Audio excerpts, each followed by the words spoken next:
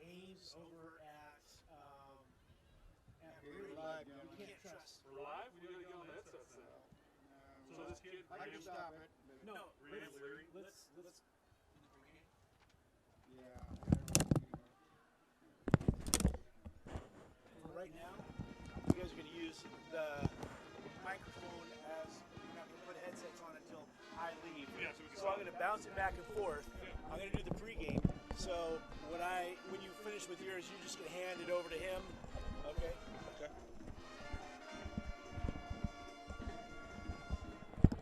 Test 1, 2. Can you turn me up a little bit, Ken? Just my ears.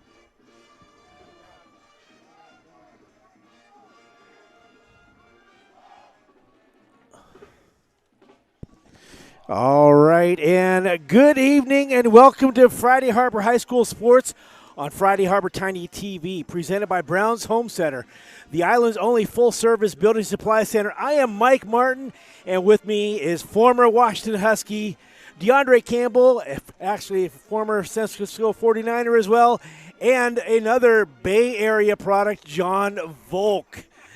Before we get into our Banner Bank pregame show, we'd like to thank all of our sponsors: Banner Bank, Purple and Gold Booster Club, Farmers Insurance and the Tammy Cotton Agency, American Legion, Friday Harbor Dentistry, Lemon Computers, Haley's Bar and Grill, Friday Harbor Electric, San Juan Surveying, Miller Drywall, Pacific Rim Installation, Star Excavation and Septic, and Island Petroleum Services. And welcome to the Banner Bank pregame show. Tonight, the Friday Harbor High School Wolverines take on the Granite Fall Tigers. We all right there, Ken? Well, you said we're live. All right, we're going to It shows you are live here, but I don't know if it's Okay, well, anyway, DeAndre, I mean, we are here. It is a great end to a long, hot summer, and the cloud cover, you know. When you're driving up here, did it feel like it felt like when you were a kid, the sort of the pageantry and all the things that kind of go with high school football? Yeah, Mike, it definitely felt like that when I got here. There was the little cheerleaders out there. There were little cheerleaders out there. They were just practicing, making sure their cheers were on point, the junior cheerleaders. Then they had the junior football teams out there practicing, throwing the football around. Parents out here tailgating, chopping it up, having a good time, enjoying barbecuing a little bit. Then they had the fire truck out here as well. People out here early before the game started, just ready to and excited to watch their team, root them on, and support the community. It feels like high school football in the state of Washington. We got a little taste of it last week, John. Friday Harbor, they played South Whidbey at home, and it looked like the same type of defense that we've gotten to see out of Brock Houck. The difference was South Whidbey's 3 receivers. Yeah, they had really tall guys for a high school team, like 6'2", 6'3", and a lot of times he was just throwing the ball up, and they were there. Yeah. And you got to look at the defense, too, though. Like we were talking about earlier, they haven't played. That was their first game in a year. They've got, 2 rookie corners? Yeah. And safety's the same. One of the linebackers is the same. 2 linemen are the same. So you're half your defense are not inexperienced, but they weren't starters. So you're starting over from not scratch, but pretty close.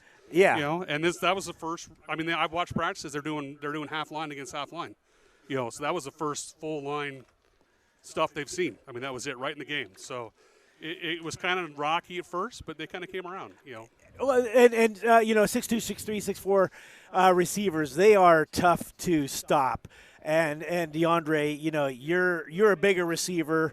So what advantage do you beyond just you're taller than the receivers, you also have that wingspan. So the QB has a lot bigger of a window to hit you in, and they did it last week. They went over top of the Friday Harbor defense, but now Friday Harbor has to have a goldfish memory.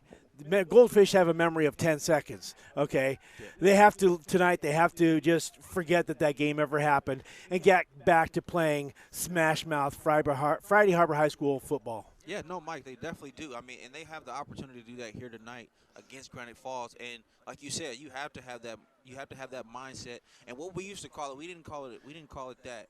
What Coach Sark used to call it was next play mentality. You got to have that next play mentality. Whether it's a good play or it's a bad play, you still have to be ready for the next play because all that stuff in the past doesn't matter when you're moving forward and you're moving into the next play. So, being that they lost last week, now coming to this game with a new, fresh opportunity to really go out there and impose their will on this high school football team that they're going up against in Granite Falls. And the Wolverines are coming out onto the field right now. And, John, new uniforms. And thank goodness. Those were so hard to call last time. oh, those were no fun. But new uniform, new mentality, but it's the same old scheme. It is the same system. Brock's offense and defense are both very consistent. The best part is they have building blocks you can start with. So when you do have a turnover where you haven't played in a year and you got a bunch of new players, the system's set up where you got a basic set of plays, and you add on to those plays, you add on to those plays. So if they master the base stuff, then you can start throwing extra plays out there. Same thing with the defense. I mean, this defense, he's always run this defense forever. I think if there's Tiger kids watching this right now, they're going to look at that defense and say, that's the defense I ran when I was 10. So it's pretty consistent. Terminology is consistent. So it's easy for those younger kids to learn the system and then step in when they have to. Yeah. Where do you think that they are in the rebuilding process? Because it took him going from 0-20 probably. They hadn't lost. They hadn't won in a couple of years. So now that Brock has already done it, do you think it's easier? Does he have the horses? Where are they in the rebuild? Well, I think a lot of it's his program and how he runs it. I mean, he works the kids hard, but he praises them, gives them positive feedback, so they're always working to do better. Like I said, the concepts, they learn even when they're not starting, they know the concepts, they're doing them. So, I mean, there's that aspect of it. We were benefited with having that line the last time we played.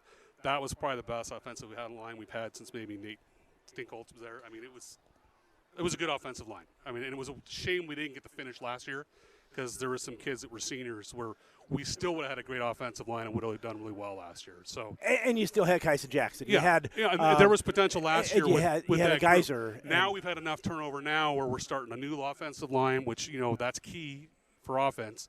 Defense, that's been the hallmark of any team Brock has ever coached is defense. They're always good defensively. So the offense is the key. If they can get that offensive line going, get the ball moving, maybe get some passing in, that'll be the change. And they have a big back in Gustafson. Mr. Gustafson, yes. Actually, all the backs. Wiley, he can cut on a dime, cut left, cut right. Wiley McCutcheon, Connor Haynes, still solid halfback runner. Even down the list, Cody Anderson is probably the fourth in that group, and there's other kids that have played running back on that team. So it's not like they're light in that department. Yeah. So they're good in there. So and now here's the thing that I think may be an advantage is these kids grew up in Friday Harbor. They watched them build what I thought was a state champion caliber team definitely. Without Kyson Jackson going down sick. Yeah. That was a state championship caliber team. So to have these kids grow up and say, Brock is the man, he doesn't have to get their buy-in like maybe he did the first. Right, that's the thing. They've watched, like the kids were here, where they were warming up on the field, before the high school came out. They watch the games too. They can see the success, and they can already see that, what he's laying down works. Especially when we beat the 2A team. I mean, it's been done. I mean, the system and played well, and the players are disciplined is very good. And that's the thing that Friday Harbor, when Brock finds horses, he's going to ride those horses. And I think that he has one in Dylan Roberson. He's a playmaker. Yeah. And then he has, that line when they are on the same page and they all understand exactly what they're supposed to be doing, and they can execute every play at a high level like they used to. Right. That's when it really – and I think that's the key. You kind of saw South Libby do it toward the end of the game where they were really stacking the box, and that left us to the point where we might see some passing now because you have to free that box. If they're going to snap the box on you, that's going to leave some pass options for you. So I think that might be something we see tonight. Wolverine Sports on Friday Harbor Tiny TV is presented by Brown's Home Center, the island's only full-service building supply center. Also brought to you in part by Banner Bank, Purple and Gold Booster Club, Farmers Insurance, and the Tammy Cotton Agency, and the American Legion. Welcome back to our Banner Bank pregame show. Let's get back to our Kayla's keys to the game, and these were sent to us by Kayla Olin, who is right now on the peninsula officiating a game, but we're going to keep going with her. They were so popular. But the thing that she talked about was eye discipline.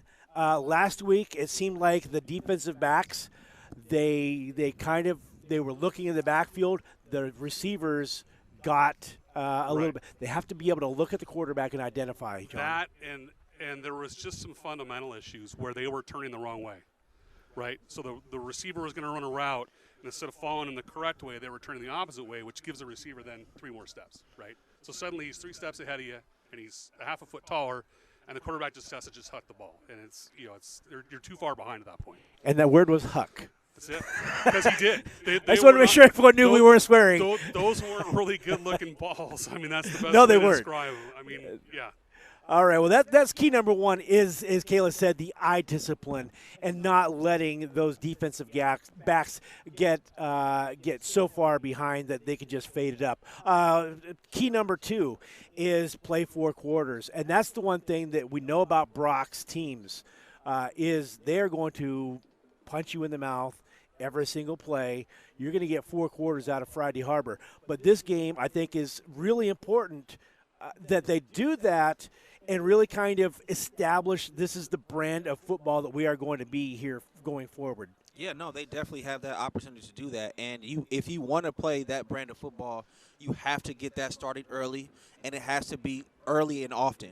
And if that's what they want to do, that's the brand of football that they want to come out here with, going against Granite Falls and impose their will, because they have a point to prove, Mike. They have a point to prove. They lost last game, and I'm pretty sure it's been a sour taste in their mouth all week, and they want to come back out here, and they want to win. They want to win. They had an opportunity. The game wasn't a blowout last week. They had the opportunity to go out there and compete at a high level, but they didn't like that ending. And I think that they're going to come out here today, and it's important for them to play 4 quarters, and they know that. And the thing that when you were at Washington, you guys had that Death Row Dogs defense. Yeah. And the thing that I liked about that defense is they punched. You had Azim Victor, you had Keyshawn Bieria, you had Greg Gaines, Elijah Qualls. I could go on, but every single one of those guys, sort of, they had you have a plan until they punch you in the mouth. And so that's what I think Friday Harbor has to be able to do, like you said, and be able to sustain that for 4 quarters, because not a lot of people want to be able to get into not a literal fist fight, but a fist fight on the field where every single play the guy is coming at you. And John, I'm going to hand the mic back over to you. You talked about that with your son Jeffrey Volk last week, where the guy across from him was like, wow, you're the best lineman I've ever faced. It is his first game. Yeah, but it was a Friday Harbor mentality. Yeah. I mean, it's the next man up mentality. I mean, you may want to play a certain position, but sometimes you have to do what the team needs, and that's one of those situations where you do what the team needs. So yeah, and what the team needs is to wear the defense down. Yeah. And you can do that with a running back that's 6'1", 210. Yeah. And Chris is a big guy, and he can definitely pound and run, and that's kind of what we saw a couple of years ago with Emran and Stankolt before him. Yeah. And, I mean, we've always had a power runner, and then you threw in the speed guy, right? You wore him down, and you put the fast guy out there, and that was 2 cuts later to touchdown. So I think you can see the same thing with Chris running at fullback. And who's the change pace back? Probably Wiley McCutcheon. They switched last week. It was Wiley McCutcheon, and then it was Pierce Klein. They ran the wingback positions, both smaller, agile. Wiley can definitely cut someone out of their shoes. You saw it on that kickoff return where he did that double cut, and that guy went flying by him. So he definitely has the cut move for that kind of thing. But I thought Pierce did a great job filling for him too. So I think they're the dynamic runners. I think Connor's right between the tackles, smaller guy gets to the line. I think Chris is just the power. Those are our Farmers Insurance and the Tammy Cotton Agency keys to the game. And for those of you here in Granite Falls that are watching, thank you for tuning in. You're going to hear a Friday Harbor sided broadcast. We'll try to keep it somewhat neutral, but they're the ones paying the bills, so we're going to be maybe a little bit more one-sided for Friday Harbor. But Wolverine Sports on Friday Harbor Tiny TV is presented by Brown's Home Center, the island's only full-service building supply center. Brought to you in part by Friday Harbor Dentistry, Lemon Computers, Haley's Bar and Grill, and Friday Harbor Electric. And welcome back to our Banner Bank pregame show. I am Mike Martin. With me is former Husky and 49er Deandre Campbell, also big-time Bay Area product John Volk. But we're looking at the clock. They're saying 26 minutes. We'll see just how long it is. Catch that ferry tonight. Yeah, I think that we're gonna get going. So we're gonna act like they're getting ready to kick off. Friday Harbor does not have their shoulder pads on yet. Granite Falls has been out on the field since about 4:15 when I got here. 4:20 when I got here. So they were all out here. They were all warmed up, and then they're like, Friday Harbor is 30 minutes late, and they all were like, oh, they dejectedly walked back to the locker room, and they had to redo it. Yeah, and that could be a tough thing, to get all jazzed up again. You're all ready to go, and then they don't show up. But, that's sports in Friday Harbor. You're always dependent on the ferry, and sometimes that doesn't always work out the way you want it to. And we'll talk about that with Deandre. With Chris Peterson, he was fairly rigid. Didn't like interruptions to his routine. How would something like this? How do you handle something like going back into the locker room, coming back out? You just have to be able to really just stay focused and realize that you're out here for a particular purpose. And one of the things that we used to talk about often is keep your composure, not being too high where you're rah-rah, because that can put you in a position to where you will be drained by the time the game starts or in the second quarter. But then you also don't want to be too low and too relaxed, because if you're too low and too relaxed, then you won't actually start playing until either the second or third quarter. And so just trying to keep a level head, an even head, and it's really just one of those things where it just becomes controlled chaos. Where you just know you're literally just lying and waiting, like a lying and waiting for that whistle to blow, and you can impose your will on the opposite man. Yeah, so Friday Harbor right now, they're still out there stretching. They've been on the road since probably the 1 o'clock ferry, John? I think they were on the 155. 155. Yep. So they did class. They got on the ferry. So they've been sitting around for 4 hours. Yeah. So but they're used to this. I mean, when we coach Tigers, we get up, take the 8 o'clock ferry, have a game at 11:30 or 12, and they're used to the boat ride, occupying their time. That's nothing new for them. The real hummer was when you had to show up and play. Yeah, and that's happened a few times. I coached a couple of those games where we showed up and we were playing 5 minutes later. We got a quick little warm up and that was it. So I actually kind of like those games myself as a coach. There was less kids looking around trying to figure out what to do. It was really focused. You got them going. You were in it. It was just like that. It was the anticipation was over. You're ready to go. And the one byproduct of that, do you think that it brings these Friday Harbor teams closer together? They're on the ferry. They're playing cars. They're doing domino. They're doing some stuff. Tonight they're going to be asleep because they're going to be on the that last boat. Well, actually, you'd be surprised. Those last boats, they're not always all asleep. They're usually talking about the game. So it's still a topic even that late. They'll sit and talk about the game and what they did. I think they can do things better. I mean, they do that too on the boat at 1 in the morning. So. Yeah. Well, you also see a few of them. Yeah, the linemen. They're off in the corner with a blanket and a pillow. Yeah, there's some guys that crash out, but I would say there's always the first half hour or so. It's really they talk about the game. Yeah. So I think that you saw that, and now they're actually putting on the uniforms right here, not going back into the locker room. Nope, we're going to pad up. We're going to go. So we don't have a full-blown starting lineup. It's been kind of, like Deandre said, controlled chaos. Yep. So that's kind of where we are right now, is trying to the scoreboard says 22 minutes till kickoff. I think we're going to shave a little time off of that. Yeah.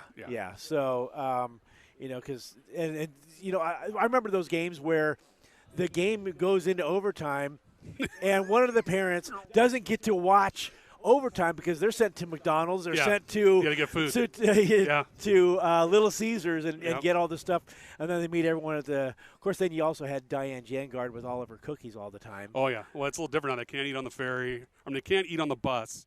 The game goes into overtime. Off the bus with the current protocols, so they can't just stuff their pie holes on the bus now. They gotta wait. That's gonna be that'll be the hardest part now. Is they're all jacked up playing a whole game. They get on the bus. They can't eat for another hour and a half.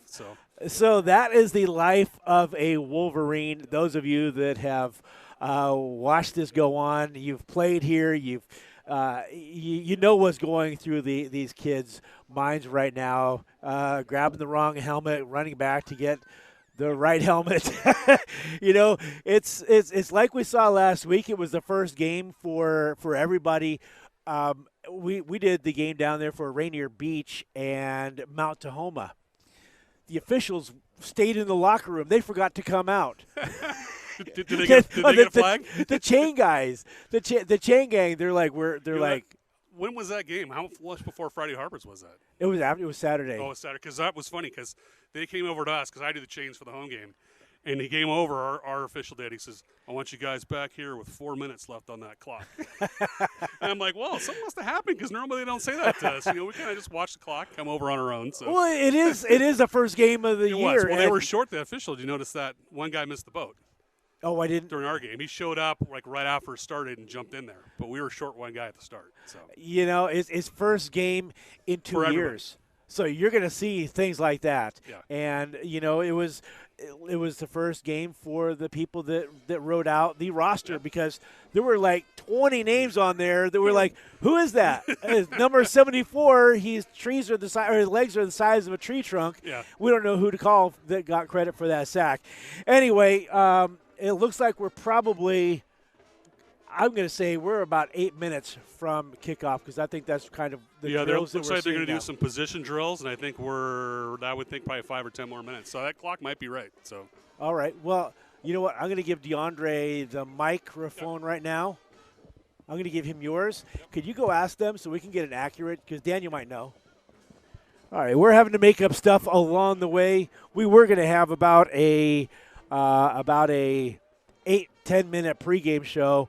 We have no idea what is going on, but Wolverine Sports on Friday Harbor Tiny TV is presented by Brown's Home Center, the island's only full-service building supply center.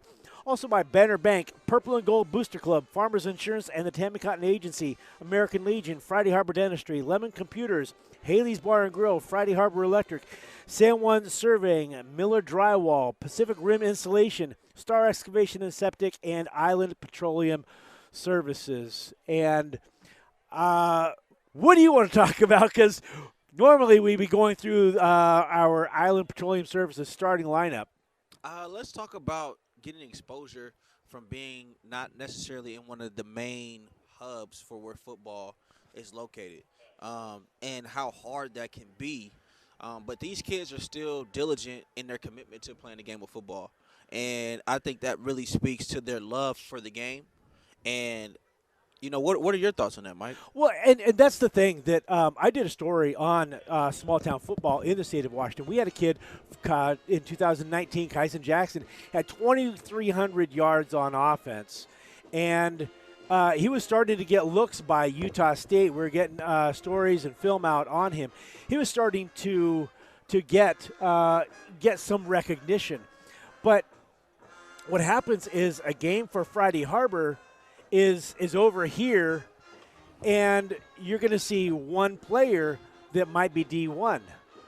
Or do you save that film for Sunday before the Seahawks game? Right. And do you go down and do you watch a Bothell Woodinville where you're going to have 2 or 3 D1 guys on each team?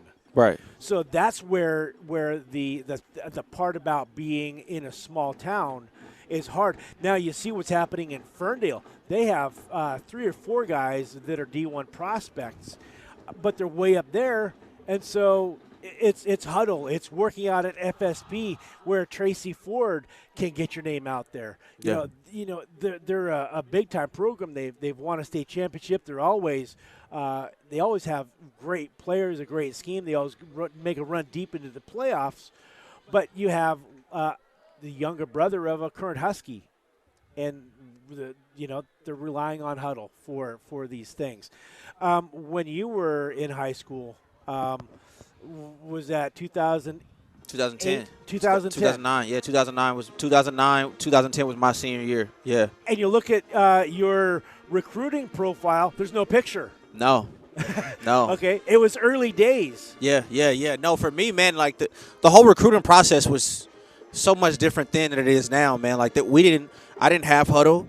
At the time, for me, my high school highlight tape, that got me my offer to the University of Washington, was on a VHS. It was on a VHS. My high school coach, he had a duplicator, and he would just take the game film from whatever game we were in. He would pause each play, and he would record it to that footage, and he sent it out to all these different colleges, and colleges were interested. So, but at the same time, that was so much more different than what guys have access to now. You have fans or parents filming the entire game, the entire season. Sometimes you have parents that zoom in on their kid all together and don't even get the whole play. So there's so many different things now, but then also the thing that's been helpful, I think more so now, is that schools have gotten on board with supporting their athletes and getting them the exposure that they need. So there's so many different outlets and then all these different camps and showcases that they have. Some are actually legit and some are not. But you still want to make sure that you're putting yourself out there. And this is what I tell my guys when I'm training them. I'm like, bro, you just go out there, put yourself out there, connect with these coaches, reach out to these coaches, so that way you can start building relationships, and then that's when the film comes in. And take Seattle Prep, for instance. They have a D1 tight end, Jack Velling, I think is how you pronounce his last name. Now, Seattle Prep isn't known for putting guys into college, right. But there's another guy, Austin Harnito. I did a story on him because I was like, how did Seattle Prep beat Eastside Catholic and O'Day in the same season, which hasn't been done since 1940 or something like that, 40 years. Right. And so he was like, how do I get to the coaches? And I was like, if you have to send it to him 100 times, do it 100 times. And it paid off. He got an offer from Wisconsin. They looked at him, and they said, we're going to invite you out here for a personal workout. He got there for a personal workout, and he got that offer. And for you had to send out your VHS, and they looked at it, the cut up, and they're like, well, we'll recruit him as an athlete because he's, what were you, 180 in high school? Yeah. 6'1", 180. Yeah, man. So and that that's the crazy part about it, man. It's just like as much as you want to say there's strategy and there's all these different there's a foolproof plan. It's really not as foolproof as people think it is. Like there's a possibility that you could be extremely talented. You can put yourself out there, you get exposure, coaches see you, and you just may not be the fit that they need. So it's important that you just continue to do what you can, be diligent, and, commit to that, because it takes work. It takes work to get seen. It takes work to get that exposure, because you also have to realize that they're taking an opportunity to invest thousands upon thousands of dollars into these kids each and every year. And they want to make sure that if they're putting themselves out there and putting those thousands of dollars on the line and investing in you, that they're going to invest in a product that they feel like is valuable and that can contribute to the overall betterment of that college, that program, to be able to put them back in winning status and winning potential. Because along with these coaches that are being paid to coach these guys are also, along with these players that are also getting these scholarships to be, to get this free education, to get all these different perks they get, these coaches are getting paid millions of dollars. So they're not going to put themselves out there, and they get fired if they don't produce. So they're not going to just put anybody out there. They're not just going to offer anybody. They're going to offer somebody that works within the ramifications or the sphere of what the system is that they run on offense or defense or even special teams. Yeah, and the thing that as I contact these prospects, you go to some of these other schools, you message the kid, he says, "Let me give you my number to our school's recruiting coordinator." Yeah. You know, it's a completely different world, and I'm not trying to make you feel like an old man, but that's just the way the technology has advanced, and it has changed since 2010. In 11 years, we've completely changed not only how kids are being trained because they have private academies like your Warrior Academy down there, and where. Deandre, why don't you tell us a little bit about your Warrior Academy? Yeah, so Warrior Academy is it trains all football players, so all football positions, receivers, defensive backs, running back, all skill position, even linemen. And so what I do with that is pretty much I took my understanding of the game, my experience being coached by some of the best offensive, defensive minds in the game of college football. Also, my high school experience, and I took my professional experience that I obtained, but also being coached by some of the best coaches in the NFL at their respective positions or whatever expertise that it was. And I created a curriculum that would apply to kids at the high school level, but also even younger than that. So I've trained guys ages 7, and actually guys and girls, ages 7 all the way to NFL guys. And what I've come to realize is that the foundational principles work. They go across the board. It doesn't matter how old you are, how young you are, how much experience you have versus what you don't have. If you don't have the foundational pieces, the foundational principles and understanding of the game from your respective position, it's going to be a tough road. But if you're able to learn these techniques, if you're able to understand, if you're able to explain and understand why you're doing what you're doing, when you get in these special situations in the game, when you go up against maybe somebody that's more talented than you, you'll be able to fall to the level of your preparation and your training to be able to be successful out there. So, and then the other thing that I'm able to utilize through my training is the mentality and the mindset and the psychological advantage that I'm able to help give these kids and these athletes with understanding that your mind is so much more powerful than a lot of athletes and players give themselves credit for. And if you can tap into the mental side of things, the mindset, the psyche, and how you're able to perform at a high level and put yourself mentally in a peak performance position, there's literally nobody that can stop you. And that's what I'm able to instill in these kids that may not come with that. You know, they may not come to me with that, with the understanding of the techniques or the understanding of the game or the understanding of the mindset that they need to have to put them in a position to where they can be successful not only on the football field, but in the classroom, and not only on the football field in the classroom in high school, but in college and even in the pros. And I love that you talk about mentality because that's something that I know you teach your kids, but I also taught when I coached, was the hardest person or the team to beat is the one that refuses to be beat. Yeah. And that's the mentality that you don't give up. For you, this is Deandre Campbell, played for the Huskies, played for the Texas 49ers. It seemed like college football had given up on you. And you went over to FSP, Ford Sports Performance in Bellevue, transformed yourself, and you refused to be beaten. Yeah. And you took matters into your own hands. Yeah. And you went back to Washington, graduated from the football team a second time. Right. I did. Yeah. And then you went on to play 2 years in the NFL. Yeah. And that is the heart of the champion that I think is so valuable to have a guy like you getting a hold of these young kids who need somebody like that in their lives. And that's the thing that for me as a coach, that I love the guys that weren't the most talented but had the biggest heart, the most desire. Yeah, Mike, no, man, like for me, you know, I've been an underdog. Like my story is an underdog story, and it doesn't even just start in college. It started in high school. You know, when I started out my journey in high school, I had never played tackle football before in high school. So when I got to high school, that was my first introduction to tackle football, and I wasn't good.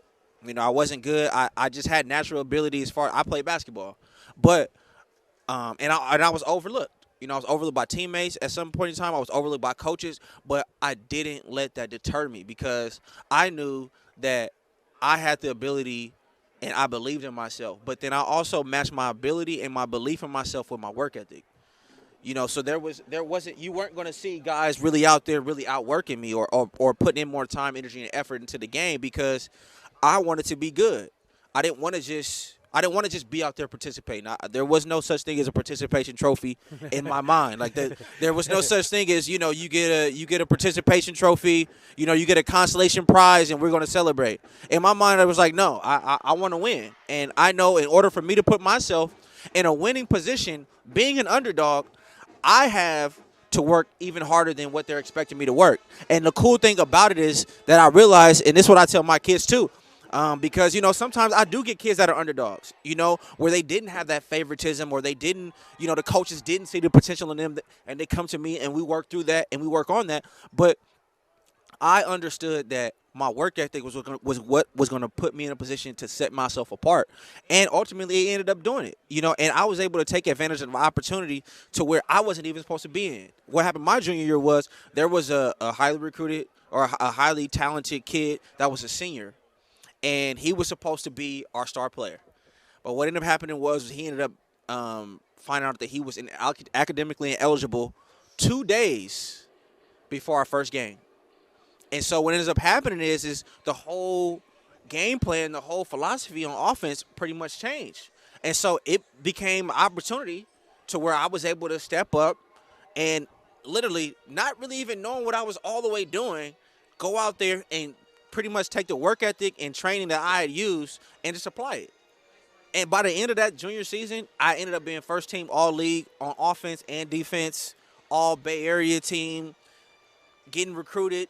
And then the rest was history. But people don't know that story behind getting there. And that's what I impart on the kids. That's what I impart on my athletes. It's the story and the process it took to get to the results that the guys are now experiencing to this day. And, that's more than I knew about your story. I know the story, at Washington. There's another element to your story, though, that you've kind of left out, is your faith. Yeah. And I know that's a big part of your life. And talk about the conversations that you didn't just have with yourself, but with somebody else. So there's no doubt in my mind that if my faith wasn't as strong as it was, that I wouldn't be here, because I would have gave up. I would have, there was so many different things. So, and at one point in time, I felt like there was so many different people that were stacked against the belief that I had in myself to achieve my goals. And, some of the conversations I had with myself and even God is this actually what I should be doing? Like, is this the path that you really have me going on, or is there something else? And the crazy part about it was every time I thought there may have been something else, I always was redirected. I was always redirected back on this path, and it was just like once I got that call from the 49ers, it was just like everything that I went through up until that point, all the prayers that I had prayed, all the conversations I had with myself, it all just was worth it, and it just hit back on one of those things that you just never know what the plan is that, the man up above has for you. You just have to just continue to believe in yourself, continue to work, and have that faith that it's all going to work out. All right. This is Mike Martin with Deandre Campbell. He's going to be doing our play-by-play tonight. John Volk will be doing the color commentary. We are going to do the pledge or the... Former Wolverines in the stand today, too. Nice. So Brian Wolf down there. Brian Wolfenstein. My other kid's here. Ian Bolt's here. Both the guys Oh, they're doing these... The geysers are here. All the geysers? Boy, they better be out here supporting their younger brother. So we are a couple of minutes away from the band is here, so I'm sure they're going to play the national anthem. And we're going to, real quick, go through all of our sponsors. Thank everybody. That will do it for our Banner Bank pregame show. Wolverine Sports on Friday Harbor Tiny TV is presented by Browns Home Center, the island's only full-service building supply center, by Banner Bank, Purple and Gold Booster Club, Farmers Insurance, and the Tim Cotton Agency, American Legion, Friday Harbor Dentistry, Lemon Computers, Haley's Bar and Grill, Friday Harbor Electric, San Juan Surveying, Miller Drywall, Pacific Rim Installation, Star Excavation and Septic, and Island Petroleum Services. And here we go. We're going to get the Tiger intros. Tiger intros now.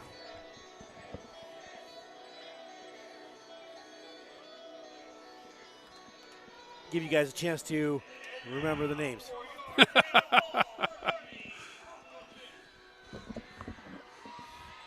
I did my best to give them ours. And the captains for the Wolverines.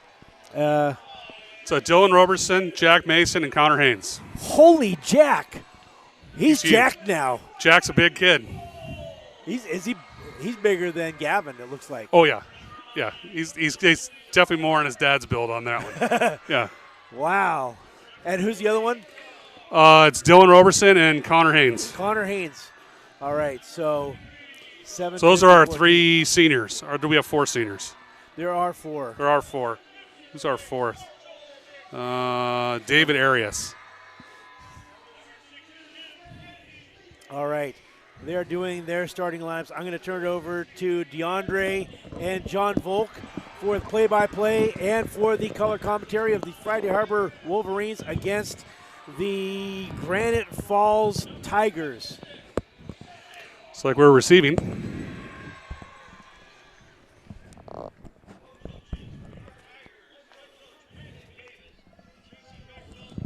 Yeah, it's weird hearing that Tigers announcement coaching Tigers for so long. It's like, whoa. Right, and they're both Tigers, so that can be a little tricky there too. No, it's Wolverines. well, you know we had to delay getting started, but it looks like football is back here on a Friday night, second game of the season here at Granite Falls High School Stadium.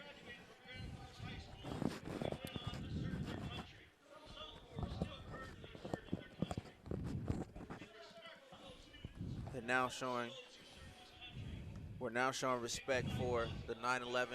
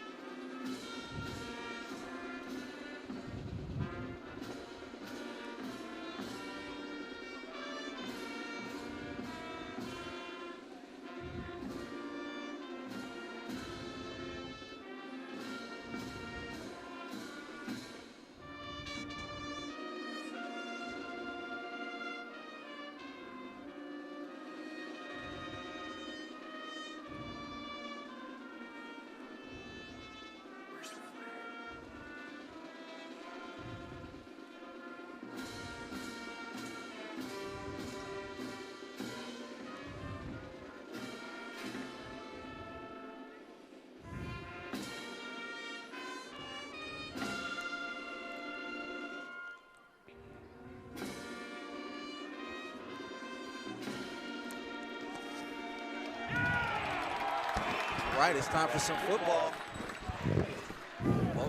Both these teams look like they're ready to get started. Helmets on, shoulder pads on. It's a great night for football. Friday night lights. This is classic Northwest weather here too, man. It really is. Granite Falls, Washington. A little overcast. We're receiving. Wolverines are receiving. Okay. So now Granite Falls will get their opportunity to come down and kick off to get this game started. What do you think coaches been saying in the locker room for the game to Friday Harbor?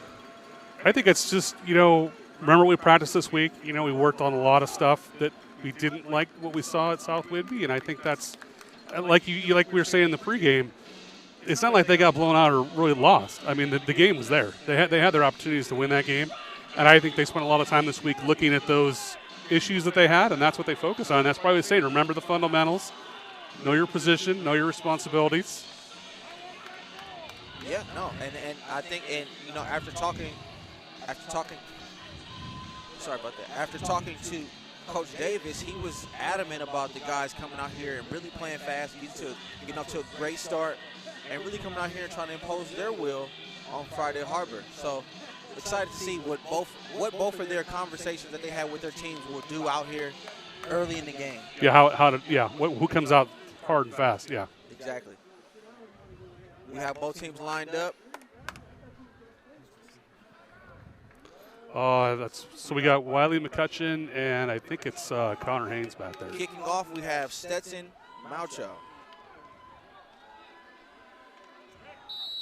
Whistle's blown. And we're off. Oh, Squibber. Squib kick, Oh, there we go. taken by number 12, Jackson Waldron. Jackson Waldron. The ball will be starting on the 25.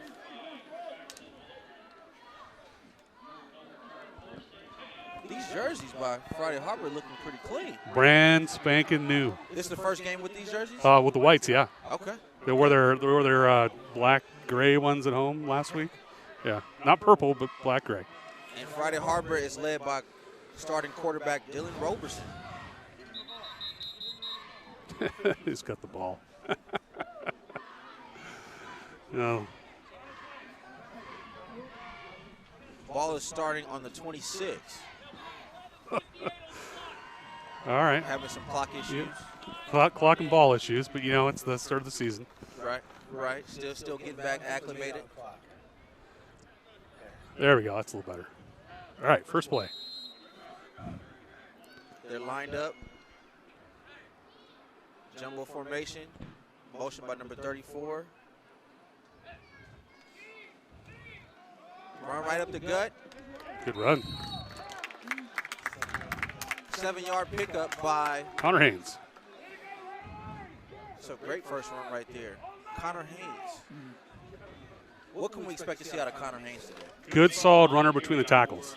He's not a big kid. He's got smaller size. Lets him get through the holes a little more, avoid the tackles. Good burst speed. Ball's on the 32, second down. Jumbo formation by Friday Harbor. And the toss to the left. He's got blockers out in front. And he dives to the first down. First down of the game by Connor Haynes. It looks like they're going to run the ball early and often. Oh yeah, well that's their primary goal here in Friday Harbor is to run the ball. And to hurry up. Motion by number 34, Wiley McCutcheon. Oh, there's a pass. Quick pass. Look at that. Oh, number 12, Jackson Waldron. Nice pass. Huge gain. A gain of Out across the 50 to the 46. 18. Oh, they're going to hurry up again. Yeah, they are. They're not wasting any time. Ball's on the 41. Ooh, fumble. Fumble. Oh, Granite Falls. They didn't get it. Granite Falls got the ball. Fumble recovery by number 62. 62. Danny Shimsing. Granite Falls. First turnover of the game by Friday Harbor. And they were driving. Yeah, it was looking pretty solid there. Just ball control. Got a hold on to that thing. And now they give Granite Falls the ball here on the 42-yard line. The 44-yard line. Yeah, I agree. It's a bad exchange. Here we go. Now we'll see Granite Falls offense for the first time. Spread formation. Motion. Good coverage. He will just take it out of bounds. Number 6, Riley Hopple. Coach told me an interesting story about Riley Hopple. He told me that Riley Hopple was a wrestler that he saw last year just around the school and he said, hey, you're going to be quarterback. A year later, There he is. now he's here starting as a senior. Wrestlers make good football players. You know, I've never heard. I believe that because they know about the grappling. Yeah, but I've never seen a wrestler at At a quarterback. quarter, yeah, I agree. That's usually not the cross position. Right. Usually it's a lineman or a linebacker, yeah. Right, here we go. Second down. No gain on that first play. Second down here by Granite Falls. Oh, they're motioning to a different formation here. Motioning to shotgun. False There we start. go. There you He go. scrambled to the left. Scrambles Good to the coverage. left. He's going to run with it. Good coverage downfield, though. He couldn't throw that ball at all. They got the ball. A nice game by the QB, making it a 3rd and 5. Making it 3rd and 5. Yeah, that was a nice little design rollout, looking for some midfield action, but coverage was really tight down Yeah, there. QB, he didn't like what he saw. They may have learned from last year or last week. Here we are, 3rd and 5. Whistle. They're having official Timeout. timeout. Well, someone must have had a equipment malfunction. He's a sub. He needs a sub. Oh, he had to come out for equipment, looks like, so they got a sub in.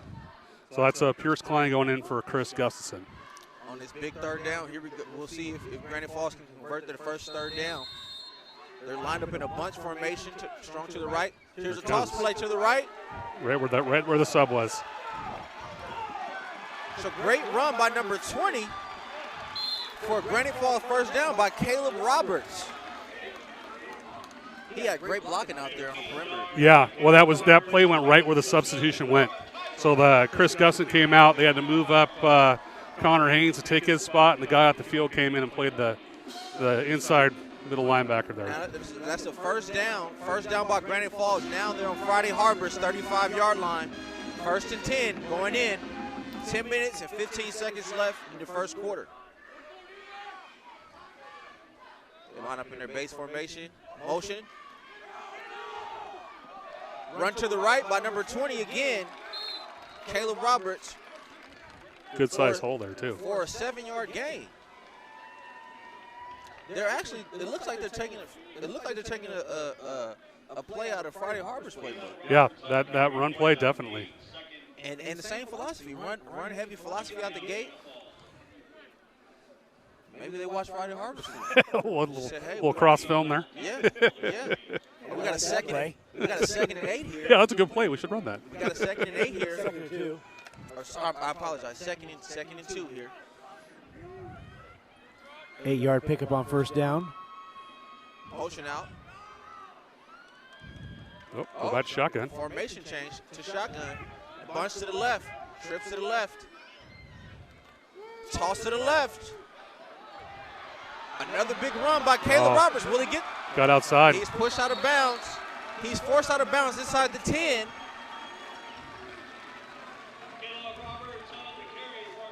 Nice little rub play out of that trips formation.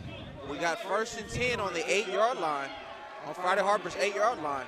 It looked like they just pretty much took the same play and just ran it to the left, but out of shotgun. Yeah. Shifted out of that formation, put trips to the left, had a lot of blockers out in front of him. Yeah, that was trip formation, cornered up the linebackers on the edge. Here we go. We got a first and goal by Granite Falls in motion. QB run to the right. Will he get? Ooh. He stopped short on the 1-yard line. Riley Hoople stopped short on the 1-yard line. Dylan Roberson with tackle. That's a great tackle. Yeah, saved that touchdown. Touchdown saving tackle. Here we go. We got second and goal. It looks like it may be inside the 1-yard line here on Friday Harbor side of the field. We got a 2nd and 1 or 2nd and goal. Dive play. Yep, got it. Touchdown. Granite Falls, number 20, Caleb Roberts.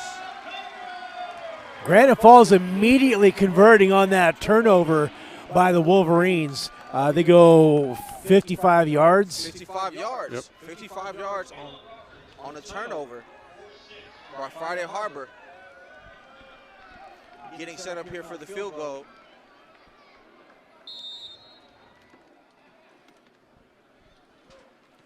Oop. And that kick is no good. No good. I don't know. A bobble snap is. I think it looked like more like the place holding. They use those little rubber flats. And we're 8. With 8:17 to go in the first quarter, the Wolverines trail 6-0. Wolverine Sports on Friday Harbor Tiny TV is presented by Brown's Home Center, the island's only full-service building supply center, by Banner Bank, Purple and Gold Booster Club, Farmers Insurance, and the Tammy Cotton Agency, American Legion, Friday Harbor Dentistry, and Lemon Computers. You know anything about Lemon Computers? Just a little bit. Are they any good? They're extra tart.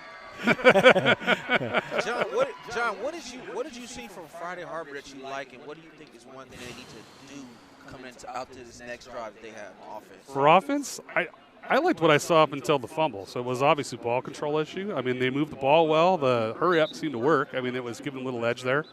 I just think that was just a weird toss on that exchange. And I think that other than that, they were doing really well. They threw that nice pass in there and then mixed it in that middle play.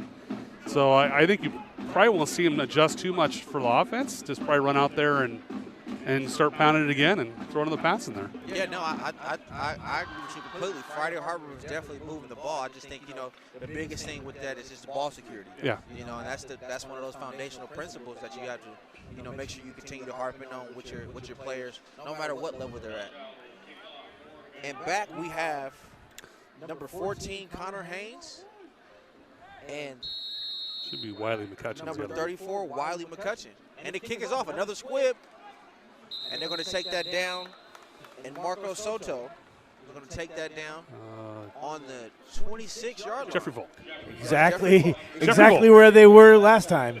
Yeah, I think that's just where they position their back guys. So let's see if the Wolverines can come up with a different result than the last drive. Well, we're off to a better start with the ball switch now. We're going was from the just gonna kicking ball to the playing ball, so that's a better start. Ball on the 26 on the right hash, starting out 1st and 10. Friday Harbor, second drive. Under center. Dylan Robeson under center. Motion. By Wiley McCutcheon. Snap. I heard it. Good run. Run to the right. Run to the right for a 5-yard gain. 5-yard gain. First play out. Yeah, and you look at what Granite Falls are starting to cheat on that box. You see that a couple of guys moving up before the snap. So that leads up to that last pass play they ran on their last drive, where they were so cheated in the box. It was just the safety in the corner, and that was it. We got a 2nd and 6 here. 2nd and 6 here by Friday Harbor. Motion by Wiley McCutcheon. Here's a dive play. Chris Gustafson. There's a dive play to Chris Gustafson. That's a pretty big kid there. Yeah, he just needs to get about 6 inches lower on those runs. That's a take away some body. It's a 4-yard gain here. We got a 3rd and short here, 3rd and 3 here by Friday Harbor. Let's see if Granite Falls can get a stop here and get him off the field for a 3 and out. 3rd and 3 here. Wiley McCutcheon in motion. So run to the right. And he'll get that first down. First down by Connor Haynes. Moving the chains. Moving the chains. Third and short, was there any doubt that they were going to run the ball in that game? Was there any doubt at all? I honestly think, they run the ball a lot, but start watching Granite Falls defense. Okay. They're cheating more and more. 3 yards from the line of scrimmage. 1st and 10. 2.5. 1st and 10 on the 38. Dylan Robeson under center. McCutcheon in motion. Is it another fumble? Is that another fumble? Oh. Another fumble. Ay, caramba. Another fumble. Granite Falls. They're having a couple issues. Friday Harbor's having a couple issues with the snap and exchanges.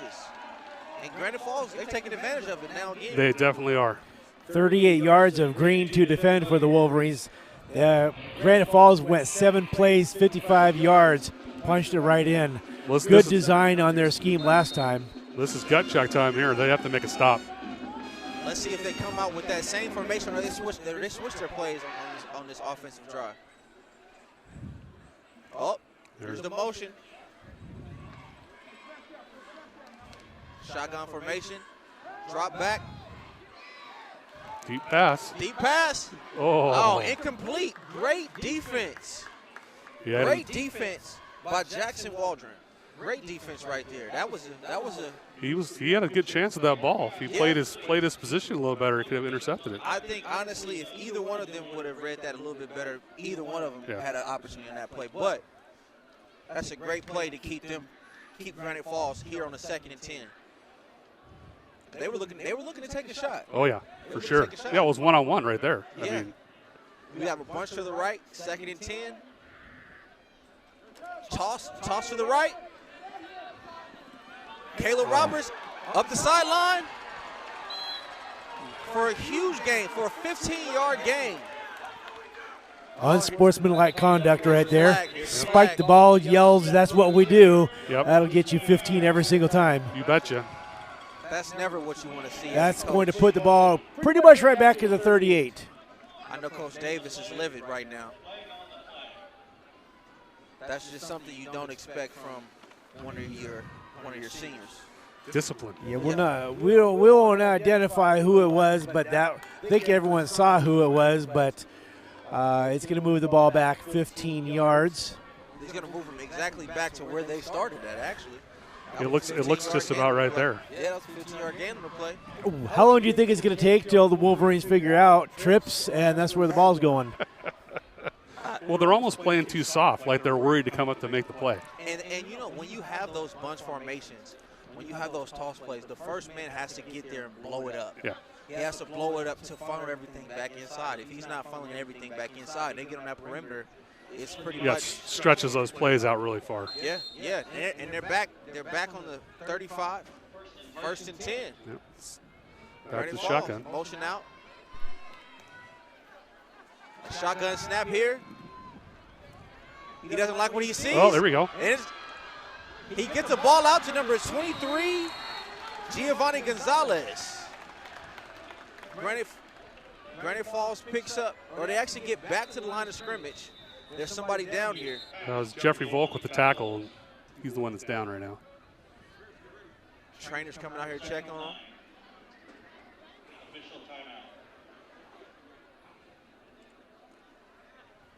What's Dad thinking? Yeah. You never want to see. You never want to. Don't want to see anybody down, but I've seen him take some punishment.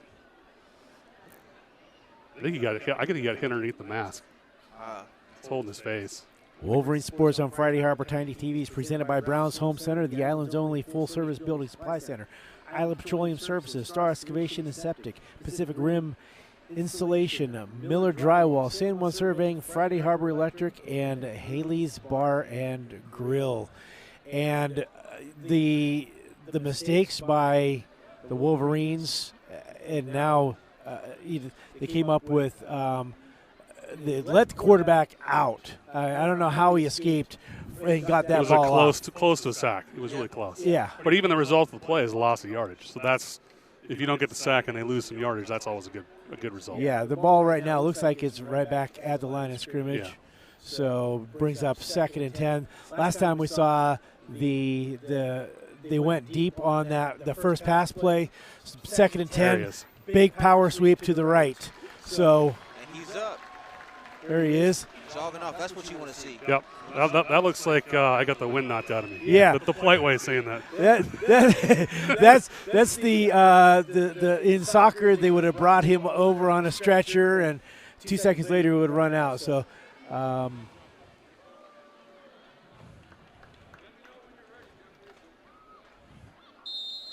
he's none worse for the wear.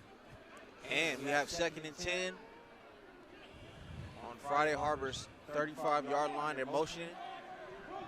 Trips to the left. They're going right quick- that way. quick Oh, he dropped it. Incomplete pass. Incomplete. Incomplete pass to number 1, Grayson Hutt. This makes this play a little interesting here. He may have had some real estate over there, John. Yeah, there was some space there. That was a fortunate break for the Wolverines. Trips to the boundary, unsuccessful on that 2nd and 10 play. Now we have 3rd and 10, 3rd and long here. This is exactly what Friday Harbor needed. This is exactly the result you want. And they went right after where the Wolverine player went out. When Volk went out, they went right out after when Gustafson went out. We have bunch to the right, Toss, big toss play to the right. Come on, get in there, break that up. Come on, there it is, right to the group. Tackle him. Oh, It's a great tackle. Great tackle by number 14, Connor Haynes. Connor Haynes. 3-yard pickup. Coming up big for Friday Harbor. It looks like Brandon Falls is going to go for it here on 4th down. 4th and 7 on Friday Harbor's 32-yard line.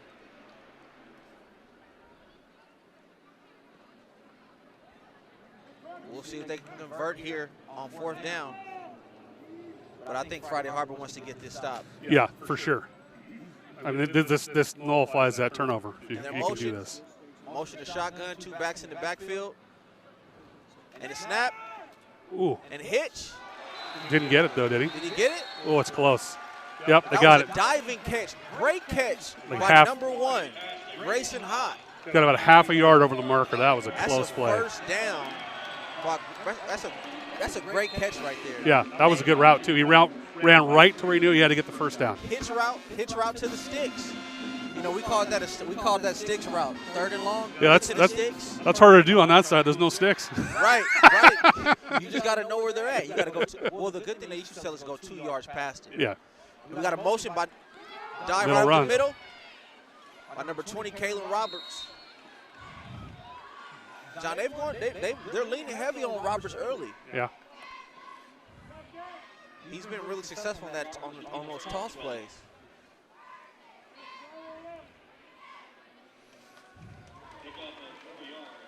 It's a pickup of 4 yards by Granite Falls up to Friday Harbor's 20-yard line. Let's see if they can get a stop here on 2nd and 6. Starts under center. Motions to shotgun. Looks like they're having a little situation in the back formation. Shotgun snap. Pass. Scramble to the right. Good coverage. Good Doesn't have- coverage. Did we get a sack? No, not Oh, he quite. throws it He was away. close. Throws it away. That was big old Chris Gustafson. Augustus. I think he's big as Mason. And he's a sophomore. He's a big kid. He's a sophomore out there wreaking havoc. That was good coverage, though. You never throw the ball to. They just let the play run out on its own. Here we go. We got 3rd and 6.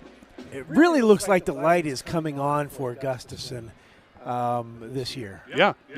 Well, he's always kind of been – he's always had a size advantage at every level he's played. So that's always – for any football player, that's a plus. But, he's definitely sharpening up.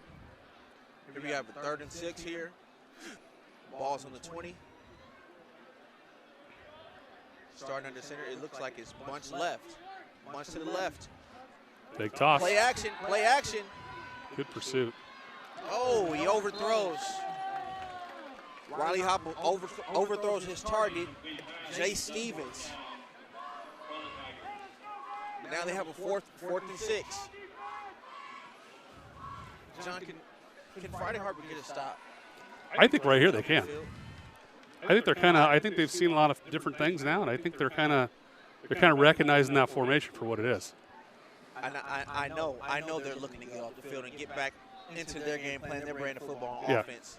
But so far, Granite Falls they've shown us everything that they needed to see to continue to convert. Yeah, for sure. Fourth and 6 here. Bunch to the right. Here it Toss comes. play to the right. Did he get it? Got it. He got it. And then more. some. Yep. And then some great run by Caleb Roberts on that 4th and 6 to convert and get him to a first down on Friday Harbor's 6-yard line. 1st and goal, Granite Falls. And that is, they have the ability to wiggle off the hook several times. Nearly had a sack, had a throwaway, nearly had another sack. And Granite Falls, you got to give them credit. They are doing what they need to get this job done. Oh, for sure. And they're executing at a high level. And they're not running that many different plays, but they're executing at a high level. We got a quarterback run to the right. Does he get Got it. He dives into the end zone. Touchdown, Granite Falls. Quarterback Riley Hoople with the score. QB design run play right there to the right side.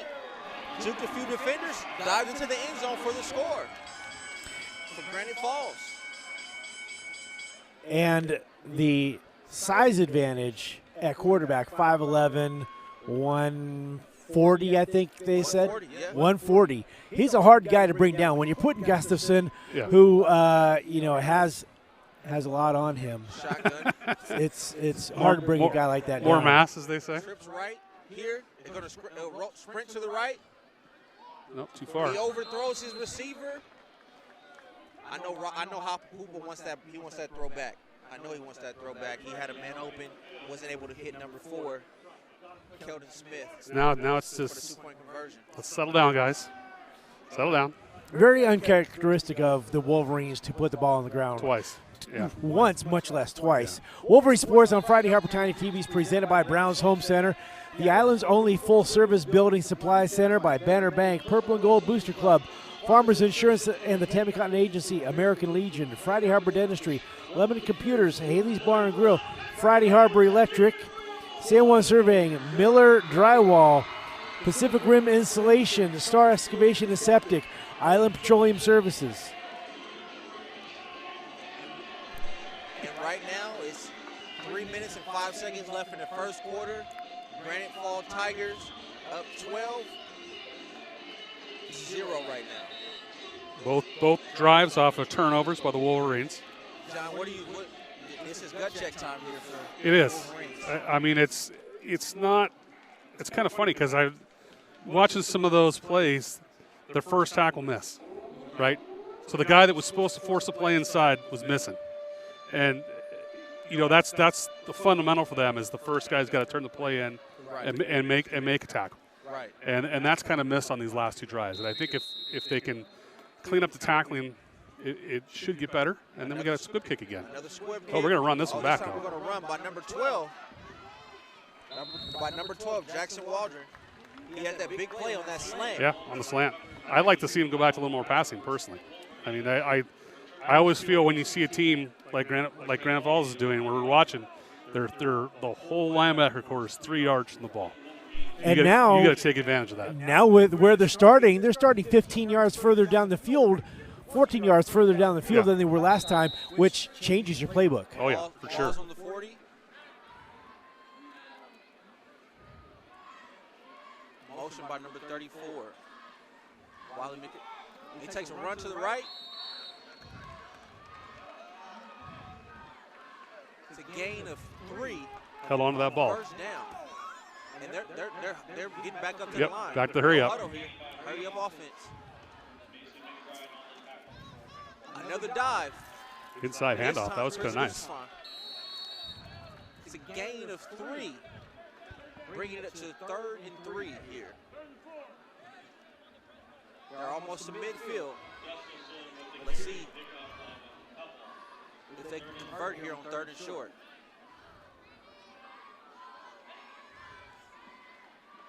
Run to the right There you go. First down. by Connor Haynes. First down. First down by Friday Harbor. Now they're on Granite Falls 48-yard line. First down.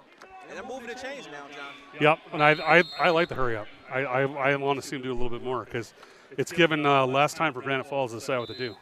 Second time into Tiger territory. First and 10 here on 48. Granite Falls 48-yard line. First down here, we got a run to the right by Connor Haynes. 3 yards. That's what you want to see as an OC. First down, you want to see the chains moving. Yeah. It makes it an easier second down call. And that's the thing. I think everything has been pretty much positive except for the Turnovers. fumbles. Yeah, the turnovers. Yeah. Second and 6 here. Motion by McCutcheon to the right. There's pass. Play action. Oh, an interception. By number 23, Giovanni Gonzalez up the sideline, and he's out of bounds at the 30-yard line. It's a great play. A great play by Gonzalez. the Wolverines have had 2 plays inside the opponent That's it. 50-yard line. That's And turnover number 2 3 times today. they turned the ball over. Yeah, and that was the play looked good. I just don't think he was on target with the ball. I mean, it looked like it was there.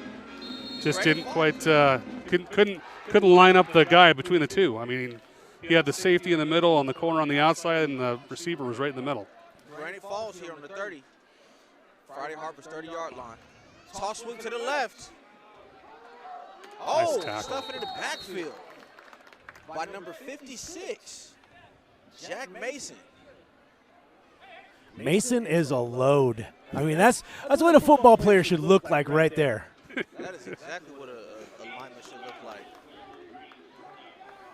not the play that Granite Falls thought they would be seeing on their first down after that big interception. No. But hey, Friday Harbor's one of those teams that they're going to chip away. They're not going to give up. It looked like they ran a stunt there, too. Motion to two back formation just under the shotgun. Snap. Quarterback run. He's keeping it. QB run, big game right there. Connor Haynes, the tackle. Riley Hooper. Brings up third and a long 3. Haynes again on the tackle. Yep. Brings up a 3rd and 3 here. Let's see if Friday Harbor can stop Granite Falls from converting here on this 3rd and 3 here. That will have been the last play of the first quarter. Yep. And Time to move the chains. closing out the first quarter, we have Granite Falls 12, Friday Harbor 0. Ending that first quarter. So far in this game, what have you seen from Friday Harbor that you like, John? Well, everything on the offense minus the turnovers. Right. I mean, when they were not turning the ball over, the plays are clean. They were crisp. They were 3 yards, 4 yards. They're consistently getting yardage on the runs. The turnovers, which is very uncharacteristic of this team, seems to be their undoing there. The defense, it's looking soft. They're not making tackles. That trips formation that they're running there has just been throwing them off. So definitely some talk about that. And Mike, what are you seeing from Granite Falls right now that you like? Well, I'm from Friday Harbor, so not a whole lot. But From a football perspective, not a fan perspective. from a football perspective, the difference maker is that quarterback. You talked about how they wanted him at quarterback, and you can see why, because he's a tough guy to bring down. He's essentially a running back that could throw. Yeah. He understands leverage. He can get inside. You saw him 3 times stick his foot in the ground, cut inside when the pursuit was going the other direction. And he's I wouldn't say he's really crafty as a runner, but He's athletic. Yes, he knows how to get first downs. That's all he does is get first downs. Yeah. And the thing Or is- touchdowns. The thing is, too, that may even help is that wrestling background and knowing that where your center of gravity has to be when you take on contact. Wolverine Sports on Friday Harper Tiny TV is presented by Brown's Home Center, the island's only full-service building supply center, Banner Bank, Purple and Gold Booster Club, Farmers Insurance, and the Tammy Cotton Agency, American Legion, and Friday Harbor Dentistry. First, third and short here. Oh, just quarterback run to the right. Another run by Hopple, who converts on the first down to the 8-yard line of Friday Harbor. Yeah, and just like we said, that they're keeping it in his hands. Yeah. They're keeping it in Hopple's hands because they trust him. I don't know if either of you have spent any time out in the Midwest. That's Yeah. what the formation of a thunderstorm looks like. Yeah. That's it. We got first and goal here. Dive play. Here to number 20, Caleb Roberts. They stopped Comes them up on short. the 2, it looks like. Ball's on the 2, second and goal. See if Friday Harbor can get this stop here and hold them off here. That was a pickup of 4. Under center. Ooh. Another dive play. Boy, that was almost went sideways, too. Touchdown, another touchdown. Another touchdown by number 20, Caleb Roberts, on the dive play by Granite Falls. They had their shortcomings with the kicker, so they're just going to go for 2 here. Yeah, it's probably a smart move. If Friday Harbor can keep something, if they can keep their offense on the field, Give the defense. Granite Falls, they can give their defense a Yeah. break. That was a 30-yard drive. I know. Yeah. That's putting a lot of pressure on your defense to defend that short of a field. And here we go. They're motioning. There's that trips again. No, they didn't do Motion, it. two They're not going to do it. players in the backfield. Drop back. Look at Scramble the to the right. pass. Oh, you're not tall enough to make that play. Oh, one-hand grab. Out of for bounds. Incomplete, out of bounds by number 23, Giovanni Gonzalez, who actually got that interception. Wolverines with 11:23 to go in the first half. Wolverines trail 18-0. Wolverine Sports on Friday Harbor Tiny TV is presented by Brown's Home Center, the island's only full-service building supply center, Island Petroleum Services, Star Excavation and Septic, Miller Drywall, San Juan Surveying, Friday Harbor Electric, Haley's Bar and Grill, and Lemon Computers. And this is not how it was scripted, I guarantee, coming off the bus. Do you see any ferry lag? Well, it's hard to – with any team with turnovers, you really don't – it's hard to pick down where the turnover's at, right? I mean, one of them hasn't been crushing blows. No, one of them was a bad exchange. The interception, I just don't think was an on-target pass. But those are drive killers. You turn the ball over, and it's like, and then you think you're doing well again, and it's, it happens again, and it's just like you got to get out of it. They need to have if they can get a successful drive down the field and score, it does wonders for that whole thing. It just goes away. The Wolverines are down 3 touchdowns. And the defense has defended 55, 85, giving up maybe 110 total yards. Yeah. I mean, that's a lot of pressure on your defense when your offense is doing that. I bet it's a squib kick. Granite Falls about to kick off for the 3rd time today. Fourth. Oh, this is the 4th time. They kicked off to start the game. They scored 3 times. Right. Oh, look at that. I was wrong. They're kicking it deep. Going right to the guy. Ooh, didn't even see that guy coming. 34. Wiley McCutcheon. Well, he almost, I don't think he saw the outside gunner over here because he didn't seem to avoid him to the last second. To get the ball up to the 28-yard line. That looked like it was going to be a painful moment for him. They kicked it deep this time. They did. We are live in Granite Falls. That is Deandre Campbell with the play-by-play, John Volk with the color. We are live. It looks like it's going to rain, which might not be it's way over bad, there. which might not be a bad thing. Ball's here on the 28. Friday Harbor's on offense. Toss play to the left. Connor Haynes. It's a gain of 8. Looks like some weak side runs there. That might actually work for him. And I like how he put his hand on his lineman. Yeah, follow the big guy. Let him know that you're there and just keep driving so they don't give up on the play. And if he falls down, you run right over him. If they can hold the ball here on this drive, I think they can make something happen. I think they can drive the ball downfield. They just got to hold that ball. We have 2nd and 2 here from the 36-yard line. Run to the right. Oh, right through the line. Right through the line. Number 56. Got the A gap. Marshall McBride. Right through the A gap.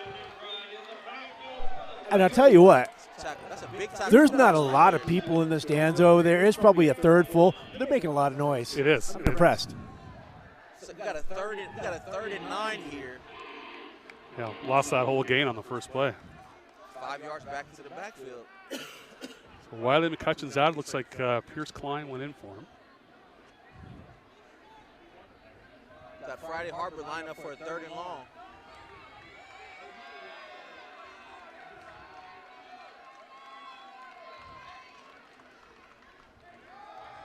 Counter to the left. Good run. It's a great there he run. goes. Oh, and he's out.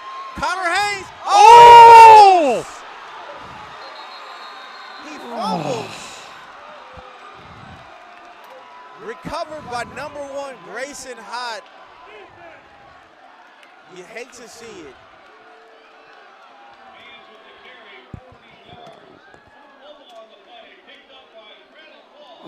It's a fumble. Fumble by Connor Haynes. 4th turnover of the game by Friday Harbor. 4th turnover of the first half. And they just threw that ball out of here altogether off the field. I don't know that they even want that ball back onto the field. It is down here below. You're seeing some helmets coming off, some frustration by the Wolverines. This is where Brock and his leadership is going to be absolutely critical. He's getting in there. He's calming them down, and he's saying, let's focus on playing Wolverine football. And you can see, I don't want to really get into there, but we're going to get into there. And what do you think he's saying, John? Well, I don't know. That's, I mean, you're all cheering on the sideline, and then it's like, oh, I think it's just got to be. You got to let it go. It's the next play. You got to go to the next play. What are you telling your kids? I mean, that's got to be it. I think right here you tell your kids it's 18-0 in the second quarter, and I think what Coach understands is that Granite Falls isn't beating Friday Harbor right now. They're beating themselves. Friday Harbor is beating themselves. Yep. And so he doesn't have to instill a belief in his team. He just has to get them to execute. And once he gets them to execute, I think that, they get that momentum on their side, and anything can happen. But yeah, I mean, look at that. Look at that. That play was a prime example. If he holds on to it, that's a touchdown. Yeah. I mean, the whole game changes right there. On the 30-yard line, Granite Falls. Counter. Big gain. Yep. By number 4. Oh, He's tackle still him. going. Tackle He's still him, running. guys. Tackle. Lyman pushing him down the field for a huge play by number 4, Keldon Smith, on that counter run down to Friday Harbor's 38-yard line. And you see the lineman out there pushing. Oh yeah, pushing the crowd. that's exactly what you wanna that's see. good coaching. That's what you want to see. That's what you want to see out of Granite Falls, and I know Coach Davis is loving it over here on that sideline. The fans got into it on that play as well.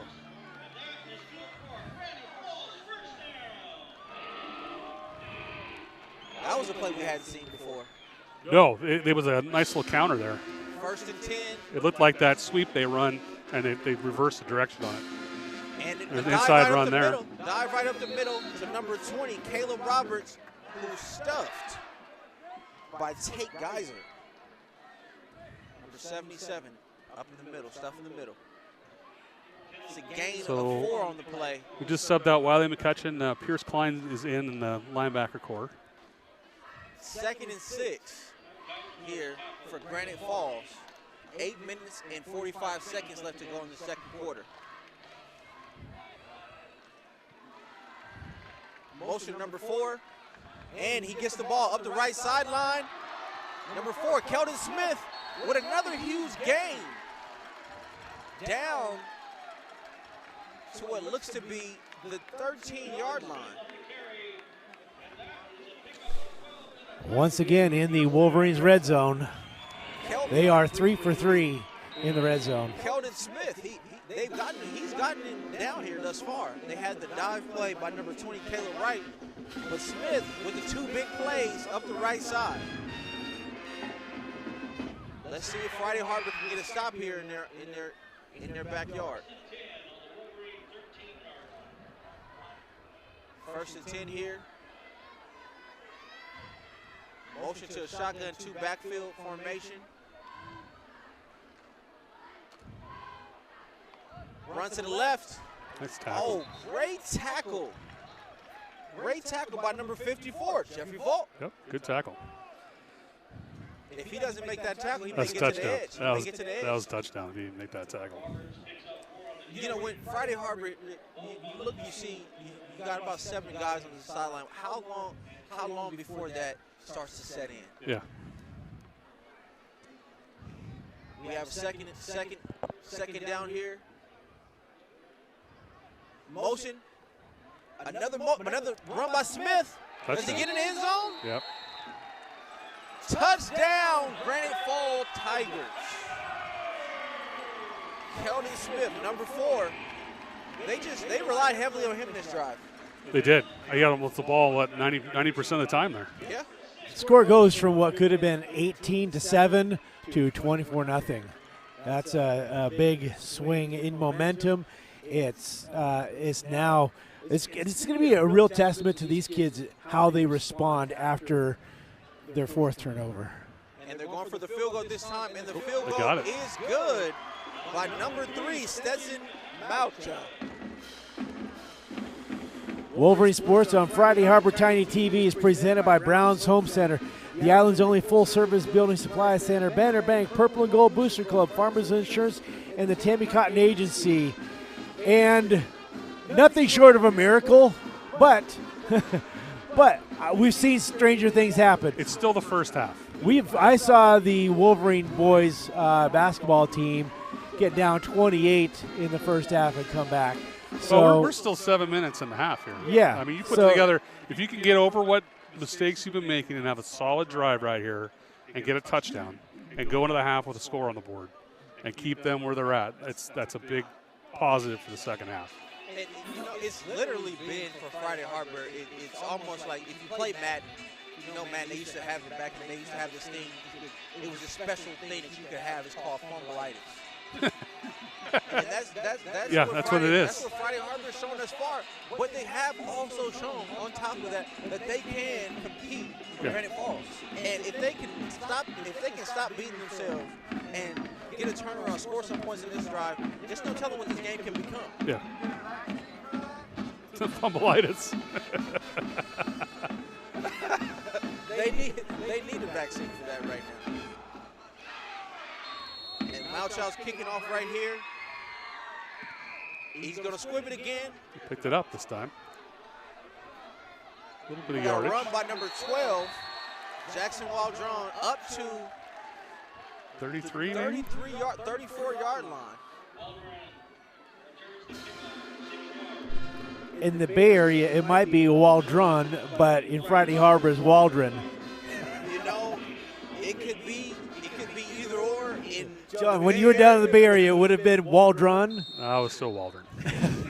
I think it's personal preference. I don't know. He actually has an island named after him, Waldron Island. Does he really? Yeah, it was. It's named after the one of the pilots from Battle of Midway, I think. Ah. And here we go. We got a dive here. Boy, he can't even see where it went. Down.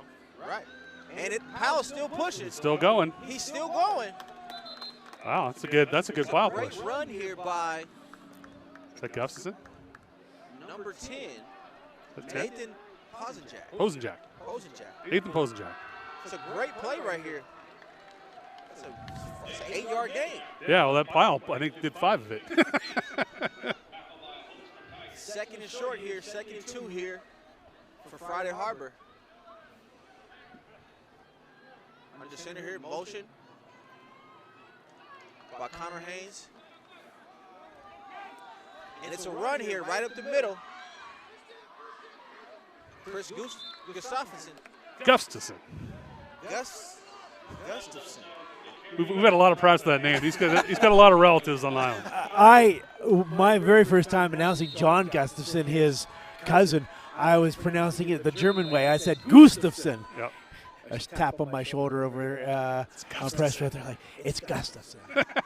Well, that's a great run. That's a first down run by Gustafson here. Let's see if they can continue to convert. Motion right here. That's another run by Gustafson. Protect that Another ball. fumble. Did they recover it? It looks like they did. It's hard to see. I saw a white shirt in the bottom. Friday Harbor gets back on it. Gustafson, he tried to swung the reach. ball out, reaching I don't know if he was reaching for something or if he just was swinging his arm. Or. Yeah, you got to. They used to tell us all the time, high and tight. High and tight. Well, it was definitely high. Right. Yeah, but not tight. That's high not and what. tight in the next Like to your this. body. Next to your body. Right. We got 2nd and 12 here. Ball's on the 46-yard line. Under center. We got a motion by Hayne. Oh, screen Another pass. Another pass. Up the sideline. Uh-oh. Oh. It's a great gain, a first down game, but it may be coming back. We got a flag. Wave from the back judge, too. Yeah, holding. A lot of times that's a Yeah. chop block. Looks like he's sitting holding. Yeah. Got a a holding hold. call.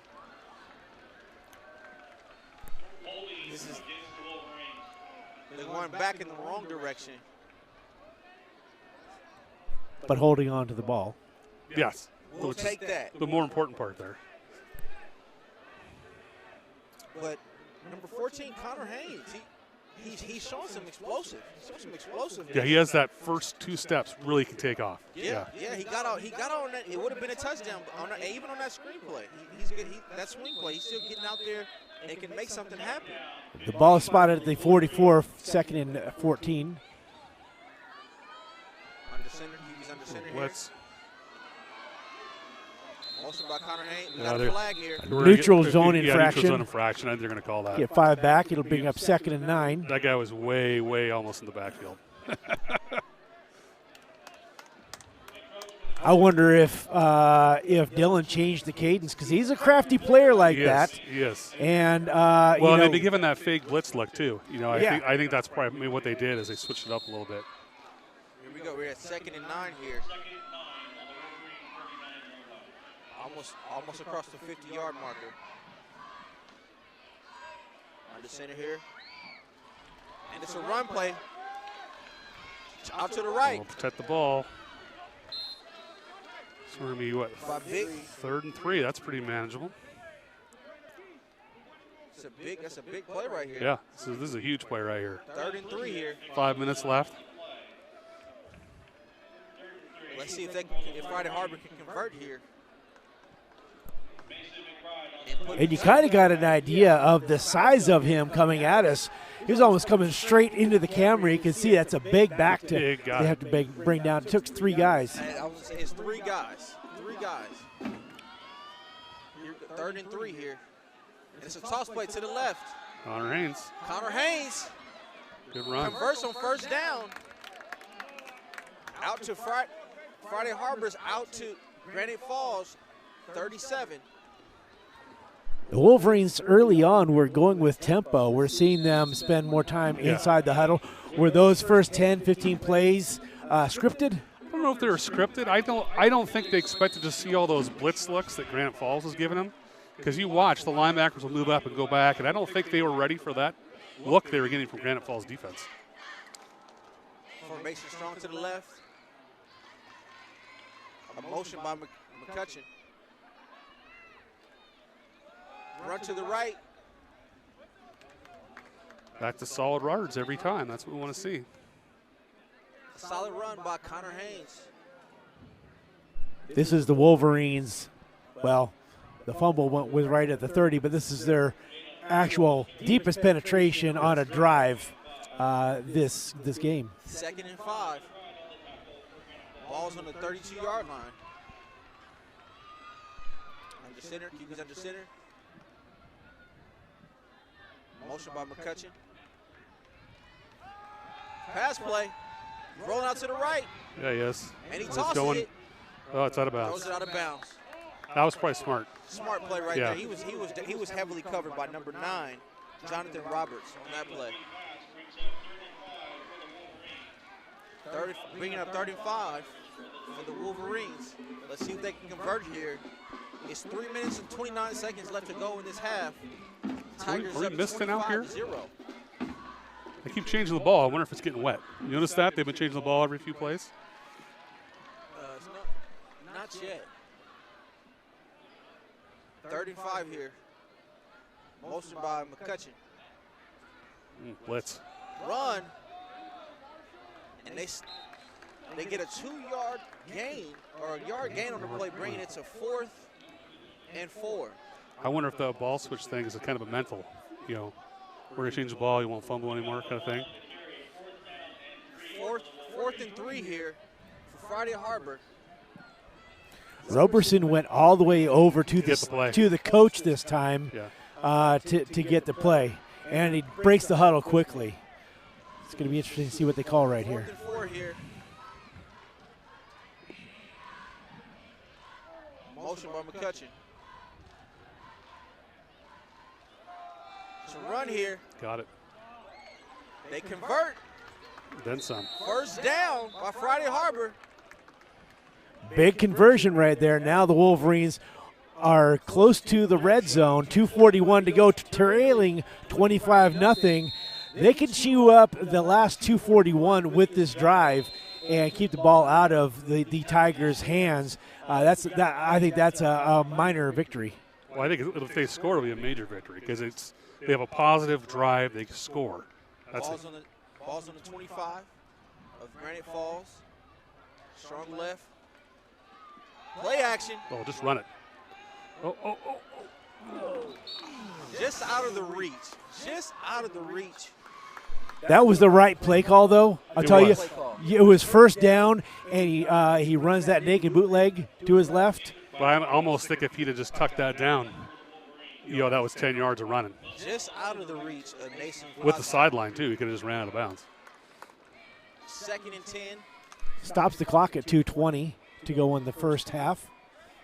2nd and 10 from Granite Falls, 25-yard line. Strong left formation.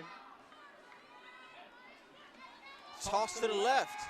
Oh, bad blocking. He blows it up. Number 23, Giovanni Gonzalez in the backfield. So we're Chris Guffson's coming out. He got a little knocked up on that play. And the way he closed that gap there in the backfield, I think we might change his name to Speedy Gonzalez. Yep, he was back there. 3rd and 14. Clock continues to roll, so I actually like that, keeping the drive going, running the clock down. 3rd and 13 here. Let's see if they can convert. McCutcheon in motion. Play action. Oh, come on. Someone open up. Oh, he threw it away. That was smart. Oh, Yep. calling that flag. Yep. Flags coming out here. Might be flag here, retentional grounding. On Friday Harbor. There was somebody close to the vicinity, but he wasn't close enough. I thought they were going to get roughing the passer on it because he hit him Wrong very way, late. Mike. That's going to bring up a country mile since we're out here in the country. Roughing the passer on 4th down, and it goes to Granite Falls. So That was 3rd down. It'll be 4th down now. They have to get down to the 15-yard line. Yeah. The ball is at the 48. Like timeout. You're not getting bonus points hanging on these timeouts. There you go. I was wanting the clock to run out at least and not let Granite Falls touch the ball. Well, there's a penalty, so the clock stopped, right? So that doesn't matter. But a guy can wish. But so you might as well take the timeout, come over here, talk about what you're going to do, come up with a smart play that'll get you some yardage with low risk of screwing up, right? Okay, So, go, or you could DeAndre. Go into your Coach Sark playbook. What's he call at 4th and 33? Punt. Yeah. We don't punt in Freddie Harbor. This is oh, you guys, there's no punt team. Well, there is, but there is. we don't punt in I've Freddie heard Harbor. I've heard of it. But you guys have never used it. I honestly, I wouldn't. They had the play action where he was running a slant. I would send him on a slant and go. Yeah, I think so too. Same play action, send him on a slant and go. They wouldn't see it coming. But then again, It's looking like it's going to be a punt. 44's Yep, looks like get a back punt. there. It is 44. I don't even know who the punter is, to be it honest. could be a fake punt. It's Victor Velasquez. He's the kicker too. It could be a fake punt here. Well, this is I would think, the smartest play. Oh, for sure. Yeah. For sure. Especially going into halftime. Yeah.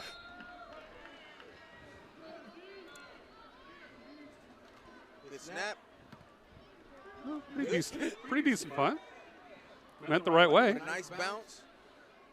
Oh, out of bounds. Or almost out of bounds. Balls on the 23 here. 1:11 to go in the first half. Wolverines have at least 79 yards to defend. Keep them out of the end zone. It's getting dark out here. Pretty fast. Well, we don't have a light where we're working, so it's getting a little. We're going to stand over here in the light for the stands.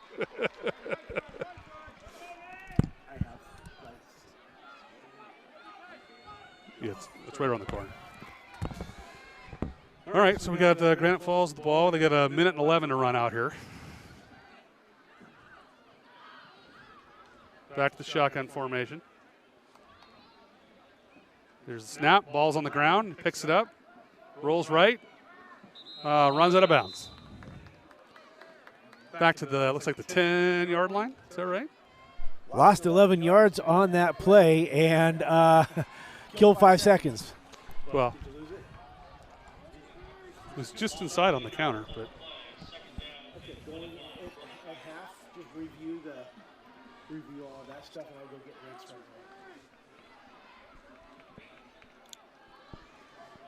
And here we have Brandon Falls here. They're going to run right up the inside middle. handoff. Number 20. Caleb Roberts. And he's Dive play. tackled by number 21, Cody Anderson. Wolverine should have 2 timeouts. Yes. Late. It's 3rd and 21. Yeah, late substitution there for Granite Falls. I mean, I'm calling a timeout here. I'd call a timeout too myself just to get. I'd make him punt. You got 3rd and 18 now. You Yeah. never know what can happen. 3rd and 18, Granite Falls. Well, that's got to be a call already. They've been out there forever. Toss play to the left here. All right, here's your timeout. Take a timeout here. Caleb Roberts Clock here. is running. No timeout. That's the end of the first half. And they're going to take it to the locker room. There it is. Took 2 timeouts into the locker room. So just review all this stuff. And while we're at halftime, we have Granite Falls 25, Friday Harbor 0, going into halftime. And real quick, we want to make sure we shout out our sponsors: Banner Bank, Purple and Gold Booster Club, Farmers Insurance, and the Tammy Cotton Agency, American Legion, Friday Harbor Dentistry, Lemon Computers, Haley's Bar and Grill, Friday Harbor Electric, San Juan Surveying, Miller Drywall, Pacific Rim Insulation, Star Excavation and Septic, Island Petroleum Services. John, That was a wild half. what a half. That's what I said. That's wild. What a half. I don't think that either one of us was expecting what we saw in this first half. What would you say was one of your biggest takeaways from this first half? Well, I thought, to be honest, Granite Falls looked good. I mean, the formation they're running there, the trip bunch, and then they were running that shotgun snap. Both of those they had a lot of variety coming out of that play each time. There were some inside runs, some counters, some dives. So I mean, they certainly seem to have their stuff dialed in for what they were doing, and it couldn't seem like the Wolverines could really stop it. There were a couple times where they did stop the plays a few times, but it seemed to me like mostly missed tackles were their problems on defense. They seemed to be reacting correctly to the play. They just couldn't make those first tackles or force the play inside. Right, and that's really the difference maker, because if you can stop that toss play from getting on the perimeter and somebody can blow it up and blow it up in the same way that Granite Falls kind of blew up Friday Harbor's toss play. Yeah. You just blow that first man up, so that way you funnel everything back inside. You really stop him right there. And now the running back has to stop his feet, try to redirect, and that's when the pursuit takes over. Usually catches up. Yeah. And as far as offense goes, I mean, you look at the score right now, it's like, oh, it's 25-0, and you think, how well, when they didn't turn the ball over, how well they ran the ball. This could easily be 20-20. Right. I mean, it's not like it's not Granite Falls defense is stymieing them. The Wolverines shot themselves in the foot. Right. And it could easily be 20-20 or 24-24 or whatever. I mean, there was not a dominant defense on either side. Right. And the thing about it is just like, you can't shoot yourself in the foot. Yeah. That many times. That Once or twice you can get away with it. Once or twice you can get away with it, but eventually, and Friday Harbor was able to get away with it. Yeah. They weren't giving up a whole lot of points early in the game. They were taking advantage of the opportunity on defense, and they were in the game. Yeah. But it's just like, it's just sometimes it's one of those things when there's too many turnovers, it can really just take hold, and then that's when the whole shifting of the game happens. Right. Not just from the player perspective, but the crowd really gets into the game, because you get those and exciting they plays. have been really into the game. And the crowd has been in the game, and that's one thing that you have to do when you go to opposing team's house. You have to keep the crowd out of the game. Well, and they did have two. I mean, Granite Falls had 2 of those drives were really good starting positions from the turnovers. And you got to think that's a big thing there. They didn't have to go 80 yards down the field. They went 35. Right. You know, that's a big difference when you come out on offense. Your playbook's wide open. You got so much space behind you. You can throw the ball. You can do a lot of different things. You're not trying to get out of your end. Right. So there's a whole different aspect when they go on the field to start that drive too. Right. And if you don't have that much field to really go, the playbook's extremely open, but at the same time, you're limited on defense as well. Yeah. And Friday Harbor not having those subs that depth Right, you're going straight from offense to you're defense. You're going straight from a bad play on offense and try to go and try to figure out how I can make it work and not be worried about what just happened on offense, which is really hard. Yeah.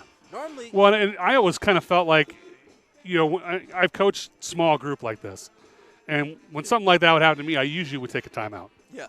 When we got that transition, when we made a mistake on offense and we turned the ball over, the timeout at that point, because the same guys are going back out there, you give them that rest period. You give them like the 30 seconds to rest. Right. You don't have to be super encouraging and do a big speech, but you're giving that rest time because you're right. You went from making a mistake on offense to having to defend on defense. And that was when I would use my timeout for that, was to give them that 30, 40 seconds to relax, get a breath, get some water, fire up and go back out there.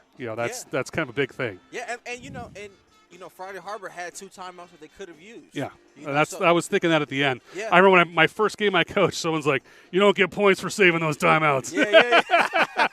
I'm like, "Yeah, you're right. I should just use them." Right. I mean, and granted, the depth isn't there. Yeah. So if you can use those, you could be more strategic with those timeouts, which Friday Harbor had the luxury to do because those guys needed a breather. Yeah. They needed a breather, but come out in the second half. What do you think that coach is telling them in the locker room? I think I think you stay on the positive and say, when we had the ball, we moved the ball. We just need to hang on to it, right? I mean, we just take care of the mental mistakes. If we keep running the plays, it's going to take care of itself. We really need to focus on the positives and just play our offense because it works. We saw the results. I mean, they were able to move the ball. For that last drive, putted out on that penalty. But, when they had the ball and they were moving it, they were doing well. Yeah. It was only due to a mistake that drive ended. Right. And I think you approach it that way. Defense, if you can clean up the offense and not turn the ball over, I think the defense is going to fall in line too. For sure. Because the Granite Falls isn't out there every single play. You're going to give them at least a mental break from playing defense for the guys that don't get to come out. You get a little mental break. You're just playing offense, and you have positive results on offense. You're going to be positive when you switch over to defense. Right. And what now? Now, Granite Falls has the lead. What do you think Coach is in there telling them? I think he's got to be happy with how their defense has played, and say, we've taken it to them. We've given them some blitz scenarios. We've taken some of the running lanes away from them. Be responsible for your zones. Because they have played really well, but there were a few where they had breakdowns, right. And those were the bigger plays the Wolverines had, which you can see when the Granite Falls defense broke down and let either that outside play around or they didn't cover the middle correct, and there was that inside run that got through. Yeah. So and then the offense, they had such good field positioning. Right. They really didn't get tested that much, I don't think. So right. I think you just got they're probably thinking, well, offense is fine. We did well. We had good field position. And we scored all those times. Right. So I think Granite Falls is pretty happy with it. I think the defense, it's the score doesn't show it, but right. Their defense could play better. Yeah. Because we saw how it was the Wolverines shooting themselves in the foot. Right. I mean, that was it. I right. mean, they moved the ball well and almost at will on a few of those drives. Yeah, so. and it was big play. It was big plays by both teams that really were the difference maker. Yeah. The only thing was that Friday Harbor gave up big plays as far as turnovers. Right. Exactly. And Granite Falls was able to take advantage of that. I think the only drive that I saw that Granite Falls was able to really drive downfield was the one where number 4, Keldon Smith, he had those 2 big plays. Yeah, those 2 big 3 drives. Big plays. Yeah. And those big plays were the difference maker. Yeah. And that may or may not have been, where it was like, if I'm a player and I'm on Friday Harbor, I may or may not have zoned out at that moment because it's like everything that we're doing is not working right now. Right. And it's like, when you get into that situation mentally, can you stay locked in? Can you continue to have that belief? And I think that's the biggest thing, because if you can continue to have that belief, you can do something in the half. Oh, yeah, I agree. You can do something in the half. The biggest thing that I think that Friday Harbor is going to have to do for sure is going to score points, hold on to the ball, because by doing both of those things, the offense is ran in a way that you can control the clock. Yeah, exactly. And then the other thing is they're going to have to get some type of stop on third down. Yeah. They're going to have to get them to third and 7 or 4th and 7. Right. So that way they're in a position to where they can back them up to where they can get the ball back. Right. And then yeah, they got to make continue to drive. there has to be a defensive stop. And they're receiving, right? So Granite Falls is receiving the second half. So that's going to be the one. Yeah. That first offensive drive, they have to stop. Yeah, they have to. That's going to be the key right there. Right. If they can make that stop, I think that turns the energy around for them in the game and lets them come out on offense. Okay, let's do mistake-free football. Right. And do what we do. Right. And just thinking about it, do you think, and this is me just thinking about it, Friday Harbor had to get on the ferry to come over here and play Granite Falls. Things took a little bit longer, weren't able to get here on time, get here early enough to really get warm, get comfortable, settle in. Do you think that may have played a role into how they came out? I'm not sure if that played a role, but I think once the turnovers happened, there might be a connection there then at that point, and because it happened, that turnover was right there on that first drive. Right there. Right. And right I don't know if those are directly correlated, but as they compound, I can see how you can feel that way. We weren't ready yet, that kind of thing. It weighs on you mentally, maybe on that third drive. Yeah. When it happens again, you're like, oh man, it's just Yeah. like we've been on the bus all day doing Right. this stuff, and we got here late, and we didn't get Right. to warm up, and then there's that mental aspect that starts digging on people, and that's where you got to turn it off and just refocus and come out and say, nope, I got to do my job. It's the next play. Get over it. We've done this for 6 or 7 years playing sports. Right. You just got to flush it out and go. Right, and one of the biggest things that I think that people, whether it's players and coaches, they forget, they underemphasize and really don't pay attention to is that all you have to really do is just do your job. Yeah. And I think that people get lost in the X's and the O's and the technique, trying to get too in depth. But Yeah. if you just keep it simple and just do what you're coached to do, Yeah. and do your job and don't worry about the next man's job, you're in that much of a better position to put yourself in a position to win the play. Oh, I agree completely. When we watch football at home, that's what we watch. We usually watch, the defensive ends or the outside linebackers, the ones I like to watch the most, because you can see the guys that are doing their job. Right. They're staying home. They're doing their job. The play comes back around. They're there. They make the stop. The guys that get over aggressive and start pursuing, the play comes around and it's a touchdown. It's over. And that's the one position I think even the average football watcher can really see that position and see if they would have just done their job, it would have been great. Right. Just stick to your job. The Wolverines have 112 rushing yards on 21 carries. They're averaging 5 1/3 yards a carry. So, you keep pounding the rock, you keep playing Wolverine football, and you make a couple of breaks on defense. Well, that's what we were talking about is fundamentally their offense was fine. It was the turnovers. Yeah. They moved the ball. They did well. They've stopped themselves. Yeah, they've stopped themselves. And so Granite Falls receives here for the second half. This is the pivotal moment here.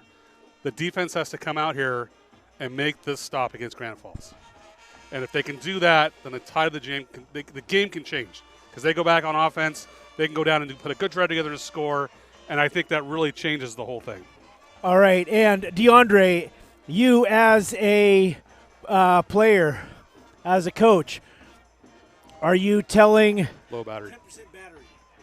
Are you telling are you going to kick it deep, or are you going to do an onside kick, try to create a break, create an extra possession? I'm going to, at this point in time, I think that I'm gonna see how my kids come out in this first drive on defense, if they come out, I think I'd kick it deep just to see how they come out. Or honestly, it would just be a momentary decision when I get out there and I see the kids, see what their energy is like. If their energy is iffy, we're onside kicking because we got to get something. It's at this point, it's bigger than just the plays. It's the energy of the team. So I'm definitely going to onside kick if that's the case. But if guys, if they've gone in the locker room, we've adjusted, and I'm feeling confident that they understand the adjustments, then we'll just kick it deep and we'll just play it as it comes. Wolverine Sports on Friday Harbor Tiny TV is presented by Browns Home Center. Wolverine Sports on Friday Harbor Tiny TV is presented by Browns Home Center, the island's only full-service building supply center.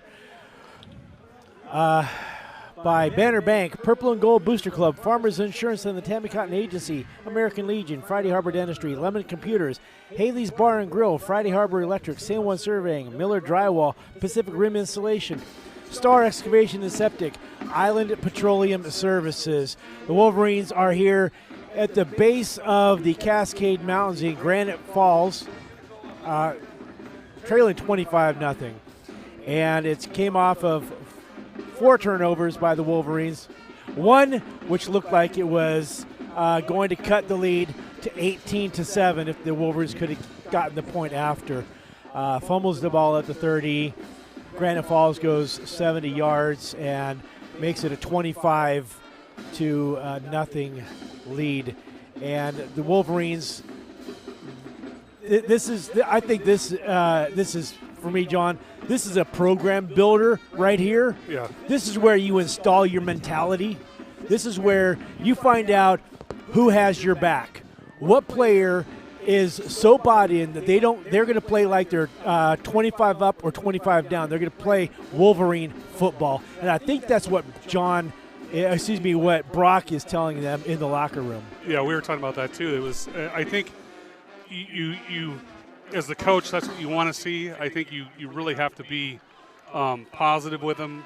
The things that went well, which there was a lot that did go well, and then there was the turnovers. And I think that that's you got to see how people respond, and we're going to find out here real quick. I think this first drive is going to be telling. All right, we are getting ready for the start of the second half. The Wolverines will be kicking off, going from our left to our right. And final thought before we kick off here, Deandre. If Friday Harbor can get a stop right here and get some momentum going to counter what Granite Falls has presented to him and really be able to take their offense off the field, but also take their fans out of this game, I think that they can really make something happen and make this a game in this second half. If they can't, the momentum that Granite Falls is on right now and the trajectory that they're headed towards, they're trying to make this a blowout. And they have the ability to do that if Friday Harbor isn't able to come out and execute at a high level. But if they're able to do their job, I think this is still a game. It still can be a game. Yeah, I agree. This ball is shaped so that it does bounce very strangely, so you never know what the second half, and you never know what can happen. But here's a fun fact for you. 35 years ago, when the Wolverines faced the Tigers, Wolverines had a female quarterback. Yes. Can you name her? Boy. I think I know who it is. I just can't, it's just blanking on me right now.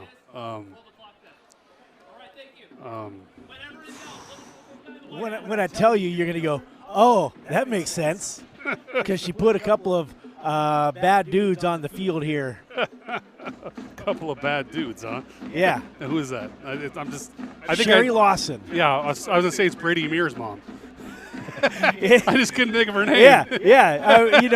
That's a fun little fact for you. And it was actually one of the people over the concession stand that asked the question, who was it? I messaged Donnie Galt because he was there when I think. Honestly, I knew. I just couldn't remember her name. Yeah, it's Brady Mears' mom. Yeah, he's been around a very long time, so I knew that he would get it. So that's a fun little fact.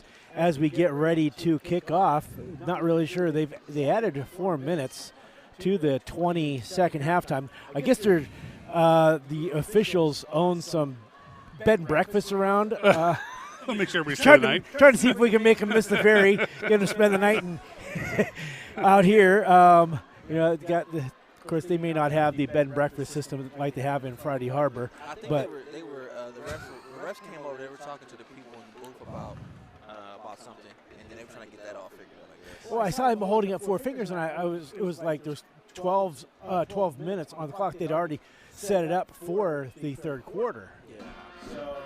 Just an interesting. But before we get into all that, we're going to thank all of our sponsors: Island Petroleum Services, Star Excavation and Septic, Pacific Rim Installation, Miller Drywall, San Juan Surveying, Friday Harbor Electric, Haley's Bar and Grill, Lemon Computers, Friday Harbor Dentistry, American Legion, Farmers Insurance, and the Tammy Cotton Agency, Purple and Gold Booster Club, and Banner Bank.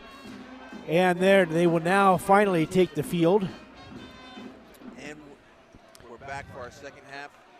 Here, the score is Granite Falls High School 25 to 0. Yeah.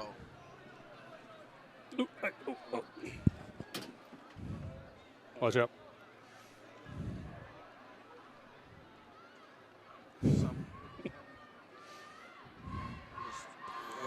Refs are holding the ball. Oh, they don't like their football? I was down on the field, touched the grass. It is Slick. It's a little bit slick. Yeah. I just ran and I got a little bit of dew, so That's why they've been changing the ball. Yeah. I kind of had a feeling that was what was going on. Yeah, there's no precipitation down there. It is But just it's still kind of warm and balmy, you know? It is the end of summer. Yeah. We have kicking off. First one. Oh, there it is. Onside kick, surprise onside. Oh, there it went 10. And the flag comes out. Oh, did they touch it before it went 10? It didn't go 10 before he touched it. It came back on him. Who was that? 70. And we talked about that at halftime. If you onside kick, and knowing Brock, I was not at all surprised at that. He's tried to create an extra possession for his offense because I think he talked to them and said, we're still in this game. You guys just keep doing what you do, and we'll just establish that Wolverine offense. We're going to see what they're talking about out there. They have not consulted any players. I guess they're trying to see if the ball went 10 yards, if it touched a Tiger. It looked like to me that the Wolverines almost wave touched it, and then they didn't touch They it. look like they've picked up the flag. Could it? You know what I'm saying? It looked like they were just going to touch it, and then the players backed off. Let's see if we can hear what they're saying.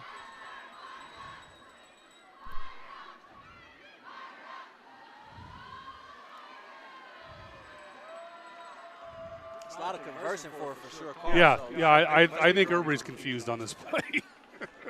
I think everybody but the refs. Oh no! They're waving. They're creating the confusion.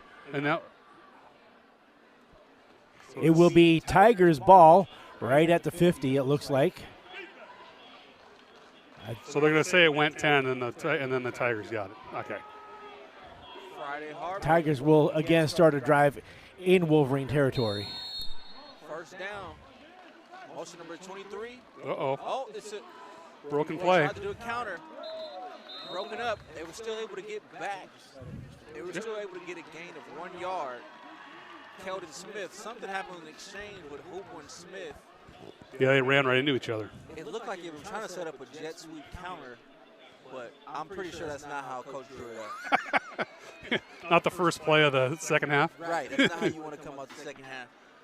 Second and 9, but they still gain a yard. Second and 9, motion. Right up the middle. Right up the middle by number 20, Oh, there's a Caleb hold. Roberts. That's going to be a holding call there. There's a little bit of laundry on the field. I think it was obvious to everybody. Holding. That's something that Friday Harbor definitely wants to see. So is that their first call against them? Against Granite Falls? It's been a pretty clean game. Yeah, I was going to say, there's Except not for- been a lot of penalties. Except for a intentional grounding with a receiver in the area. And then they did have a personal foul. And the personal foul. But I think that was about. But I mean, as far as procedural stuff, we've had, I think, one encroachment, and that was Second it. and 13, motion. It looks like something's going on in the backfield. Oh, Broken play, it looked like. another broken play. Well, that's this defensive stop they needed. You know, if I didn't know any better, this would be indicative of how the game started. Yeah. For Friday Harbor, but that's the same way Granite Exactly. You're right. Falls is coming out. I agree. It looks like it's a mere reversal of the first half. Yeah. That doesn't make any sense. The exchange. 3rd and long here. 3rd and 13. Motion. 2 backs in the backfield. Drop back. He's scrambling to the right. Oh, good pass protection. That's great defense. Yeah, great defense, right? That's going to make them have to punt this ball. This is exactly what we're talking about at halftime. Yeah. And who is 72 right here? You know, he's not I tell you, I don't know if that was him, on our but roster.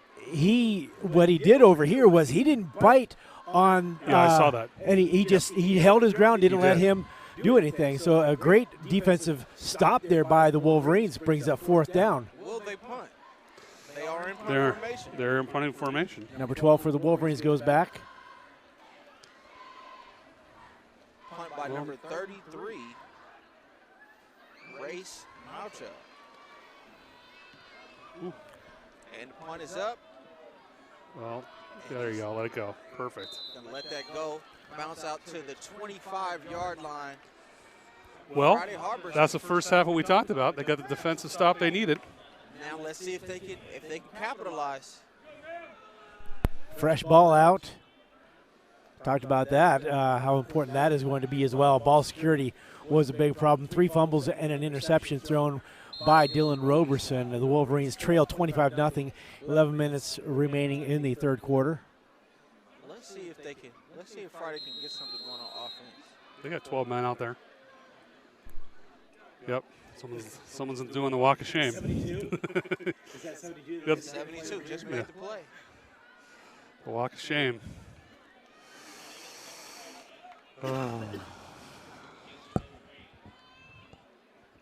Wolverines broke the huddle with 12 players. 1st and 15 from the 20.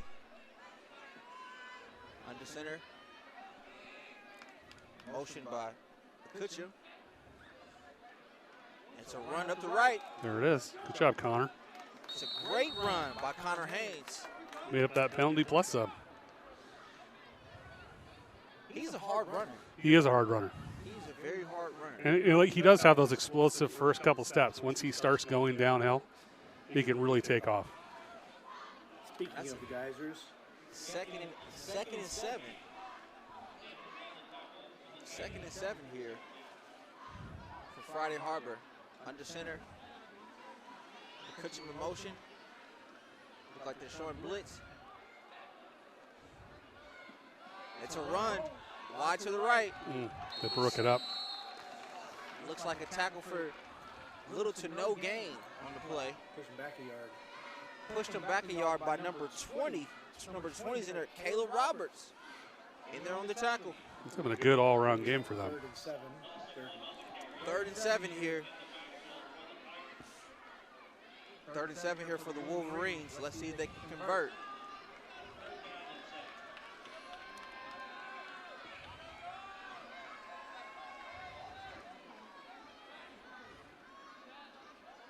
Motion by McCutcheon. Let's. Oh, eat that play alive. That's a great play by number 23, Giovanni Gonzalez. Made a great play in the backfield on Connor Haynes, bringing up 4th and long. 4th and 11 here.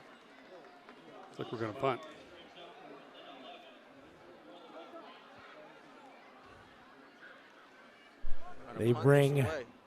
They bring Roberson off. They will punt.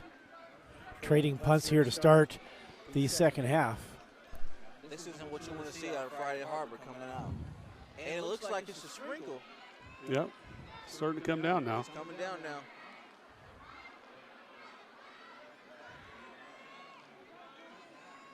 Offense clean snap it is. Just got it off. It's a Nice great punt. Woo. It's a good punt. I think it went a little further than that. Nice spiral, though. It's starting on. It's gonna mark Oh, it it's a out flag. right at It's the a 50. flag here. Is there a flag? Oh, There- on it's an on automatic- Granite Falls. Holding automatic first down. No, it's. It'll be a yard short. Well, it'll be 4th and 1. No, it's automatic. I think it's an automatic first down. Well, I didn't catch the call. there it is. Automatic. You got it. Automatic first down. I didn't catch the call. I think it was. I think they called holding. All right, there would have to be a personal foul because It's 15. Oh, 15. Okay, we got Yeah. a personal foul here on Granite Falls, which keeps Friday Harbor on the field, which is what they wanted. Now, this may play right into their game if they can hold on to the ball.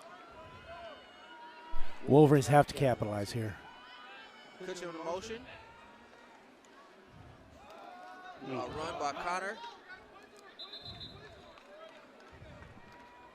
Right up the middle, broken up right there by number 56, Marshall McBride, who's one of the starting captains tonight, or one of the captains this evening. We have a 2nd and 1 here. For Or Friday 2nd and Harbor. 9. Or 2nd and 9. I apologize. A gain of 1. Hey, at least you didn't say the ball's at the 52-yard line. That's gain Canadian of 1. football. did you do that last week? No.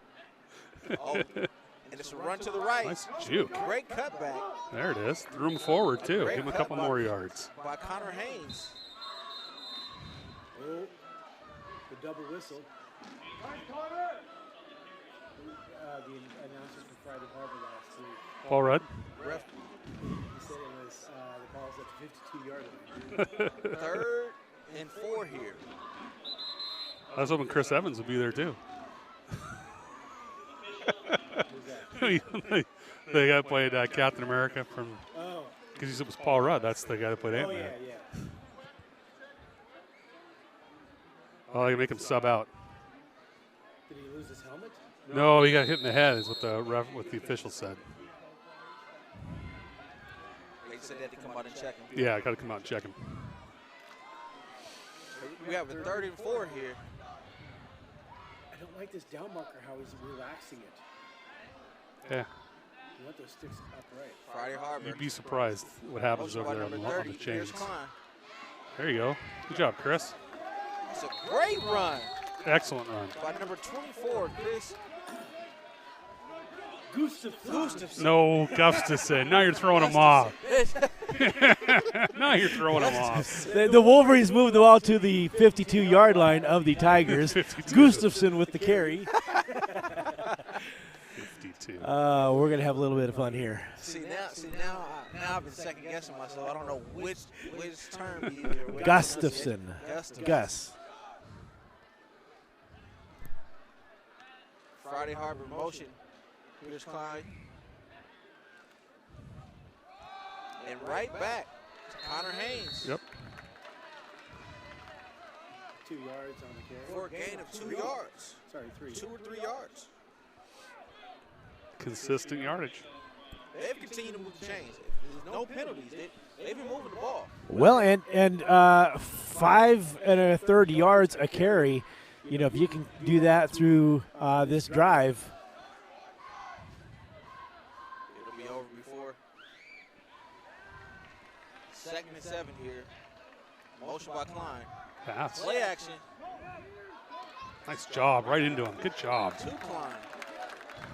I like that. Didn't try to step out of him. Just tried to go for it.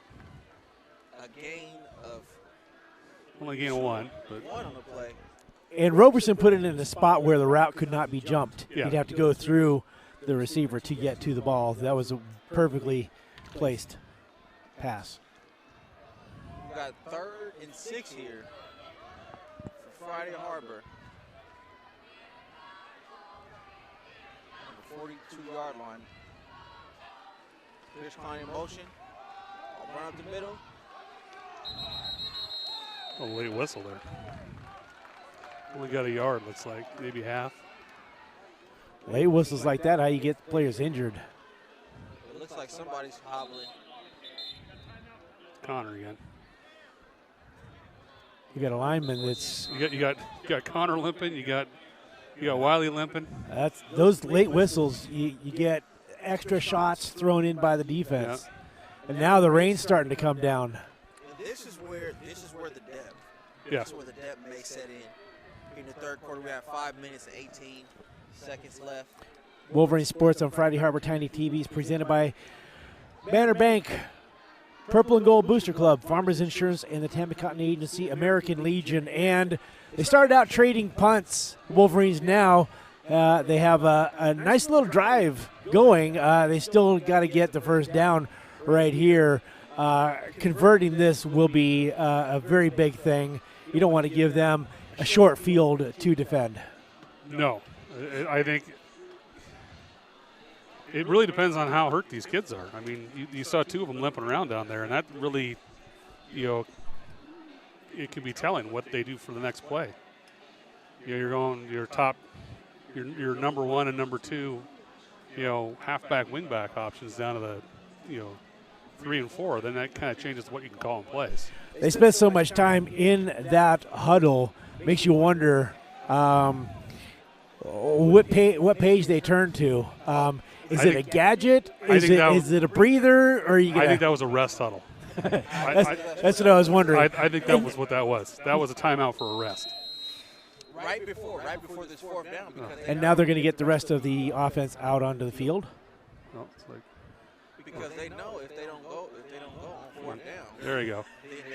They don't get rest. Musical chairs there. Fourth and 6. Play action pass. Oh my goodness. Oh, it wasn't long enough. It's intercepted by number 9, Jonathan Roberts. That will go as an interception, but it might as well have been a punt. Yeah, it's the same result. I think that's the maybe the safest play right there. He had a receiver. It's just that the ball took so long to get there. And the ball has been sitting out in the rain during the timeout. Oh, Yeah. no, not the deep receiver. The over route. Yeah, you're right. The over route was open. Yeah, just take that over for the first down. But, hey, you take a chance. But you're right. The end result is if you punted it, you got the same result. But also, I don't know where the ball was because that ball looked like it slipped coming off his, or it floated like it didn't come off his hand very cleanly. Substitution issues. Yeah, too many men. We got all kinds of stuff going on there. We got a flag here on the play. Who is How many 16? men are out there? 1, 2, 3, 4, 5, 6, 7. There's 11 guys out there. Now, Now they got 10 again. You guys are all there. Stay there. You're good. however, And they got a holding call. And it was a hold on Granite Falls. It all works out in the end. but they went in there with 10 players. Well, yeah, the 11th. 16 ran on at the very last The second. 11th guy who just made it on the field. So, I mean, an interception, is really basically a punt. Now the ball is inside the Tiger 20. First and 20. We got a motion. Run right up the middle. Right into the. Oh, someone's coming out. Helmet's off. Hurt player. Oh, he's up. That's a left arm. A 69 is a lineman. Yeah, he's up. He just has to come out though. His helmet came off. It's a great play in the Looks like backfield. is that Tater? I'm not sure. I was looking Oh, at no, 69 that's like from Jack. the lineman from the other side. He was holding his left arm. But small, no gain on the play. Brings up 2nd and 20. 4:30 to go in the third quarter. Wolverines trail 25-0. Motion by. Run right up the middle. Yep. Stop that. Good job. Another great stop. This time, another great stop by number. That's hard to see. I think that was Gustafson. That was 24. Gustafson. Yeah, I can't see that far. Well, those jerseys kind of scrunch up after a while. Yeah. But another great stop. And that's what you want to see by Friday Harbor. The score isn't indicative. The score should be indicative of how these players play. And you can see them getting these tackle for losses here, that these guys are still playing really hard. And that's what you want to see as a coach. 3rd and long here. Motion over the trips to the left. Screen to the right. Screen to the right. Well, they read it out right. It's a great tackle. Yeah, good D. They have to punt this. A great tackle by Gustafson. Gustafson. Sorry, I messed you up. It's not your fault, it's mine. Because I know I was saying Gustafson the whole time. And now in my mind, right when I see the name, I just think. They're going to give him 3 on that play. Brings up 4th and a Granite Falls mile. Which is exactly what Friday Harbor wanted. Let's see if they can Capitalize on this Wolverines, turnover. who's that? That's number 12, Jackson Waldron. Back for the return. Oh, bounce the wrong way. He's got to get that. Yep. Long roll. So we're going to stop on the 30. That's a 15-yard roll. That's it. That That's a was killer. 15-yard roll right there. He's got to feel that there's nobody close to him. He's got to have the confidence to get underneath it. We have a 1st down. Friday Harbor from the 30-yard line. 3 minutes and 23 seconds left to go in the 3rd quarter. Granite Falls 25, Friday Harbor 0. Let's see if Friday Harbor can get something going on offense and score some points. 1st down, under center. Motion by McCutcheon. Blitzing. Up the A-gap. Stopping in the backfield. It's a great play by Granite Falls. They're blitzing. They know the run is coming. Yeah. They know the run is coming. They're just shooting those gaps. Is that 74 A in there? loss of 2. How big did they say he is? Oh, for them? And number 74, Wyatt Madalena. It says he's 6'2", 200, but that's not 6'2", 200. No, that's 6'2". No, that's I'm couple years ago. 180 pounds. We've got a 2nd and 12 here. McCutcheon in motion. Bootleg. QB run to the left. Oh, missed the stiff arm. It's a QB run there by Dylan Roberson for a gain of a yard. It's 3rd and 11 here for Friday Harbor. Pass play's got to be coming. I would think so, but, you know, with the ball being wet and 2 interceptions, maybe not. 3rd and 11. Run to the right. Run to the right by Connor Haynes. Making it a 4th. 6. Making it a 4th and 8. 4th and 8. 4th and 7, 4th and 8 here. For the Wolverines.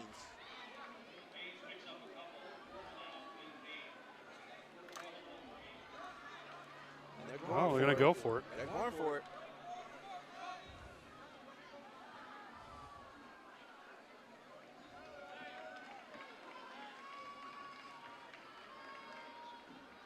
McCutcheon in the motion. Play action. Uh-oh. No blocking, though. And he's sacked. Sacked in the backfield by number 76, Sam Morrison. Huge Tigers play by take Morrison. over at the 23-yard line of the Wolverines. Huge play by Another Morrison. short field. Yeah, it's really short field. Roberson couldn't even get the opportunity to set his feet to make that throw.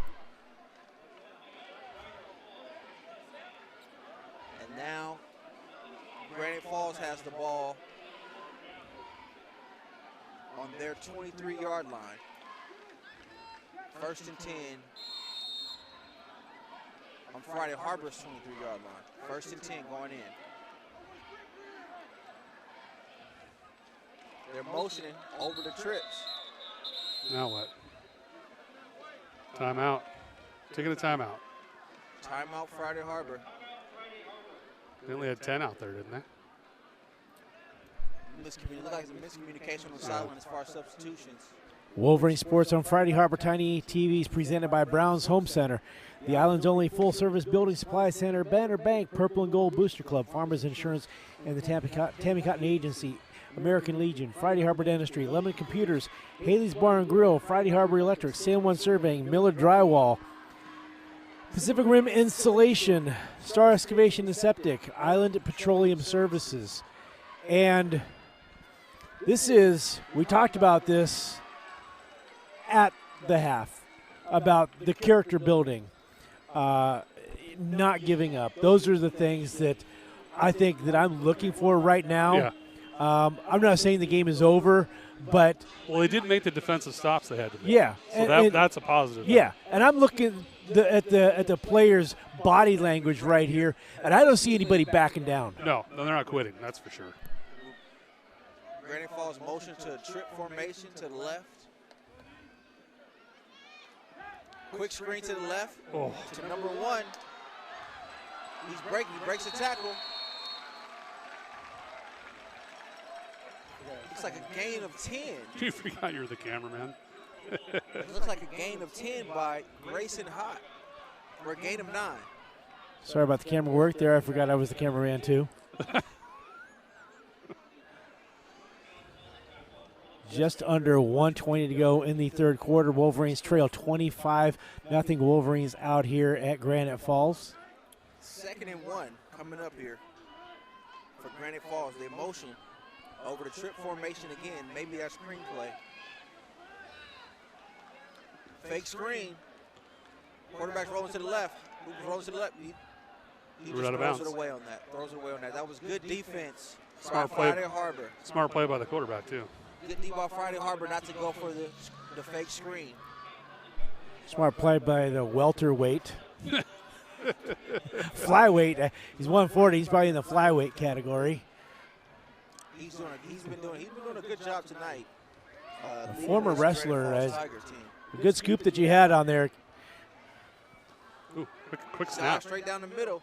Quick snap, too. Picks up the first down. They convert first down for Granite Falls. All the way to Friday Harbor's 11-yard line. Let's see if they can get a stop here.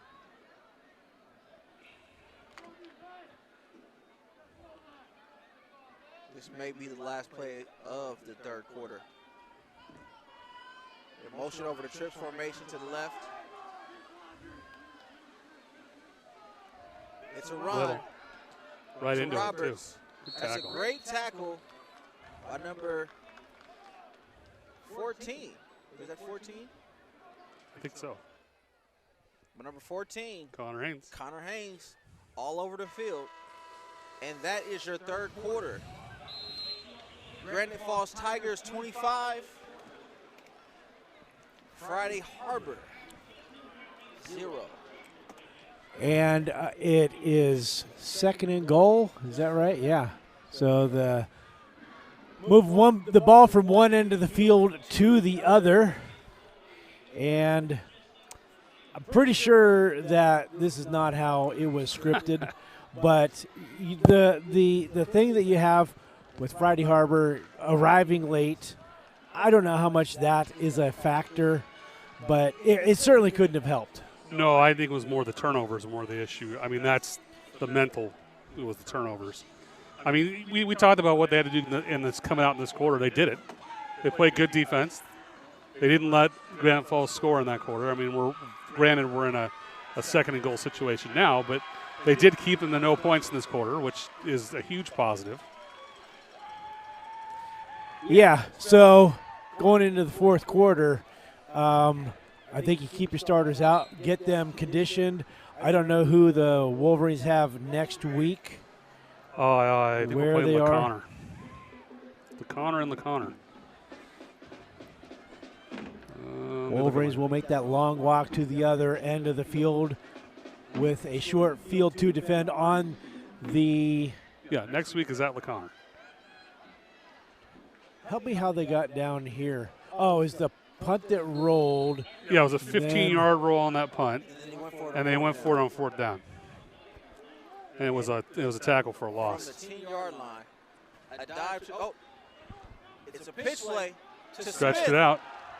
For Good play. touchdown. That was a good play. Granny Fall. Oh, yeah. That's his second Yeah, touchdown over there. of the day.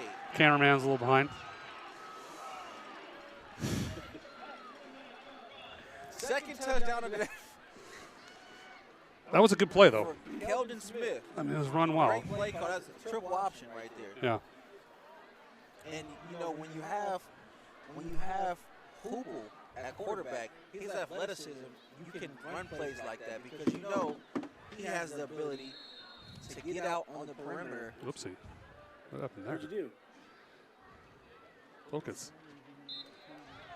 And the field goal is good Or the extra point. by Malchuk. Field goal to extra point. Yeah. We're getting it out of the game. And we have a score with 11:53 left in the fourth quarter. Granite Falls 32, Friday Harbor 0. Granite Falls has taken advantage of every opportunity they've had afforded to them tonight. Definitely. They have not failed to do that. They And have not. The ball is bounced funny on that punt. It hits at the 45, rolls to the 30. The kickoff, the onside kick, it bounces at the 30 or the 40 and a half. And so Granite Falls gets the ball. You know, the turnovers, the wet ball on that interception. The deck, I don't know if it's been stacked. You got to create your own breaks. But, you know, the Wolverines, I'd like to see them get a sustained drive here and, you know, just make a statement. Yeah, I agree. That's it. You agree?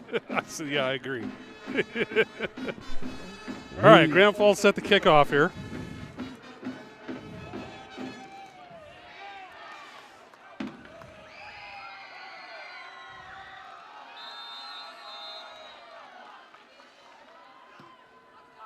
Little squib kick down the middle, picked up. Looks like Jackson Waldron up to the maybe 35, maybe 34. Let's see where they marked that at. 34 and a half.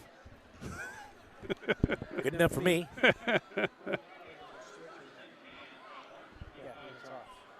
All right, so Wolverines back on offense. They got too many guys out there again. How many guys they got out there? Oh, yeah, someone's got to come out.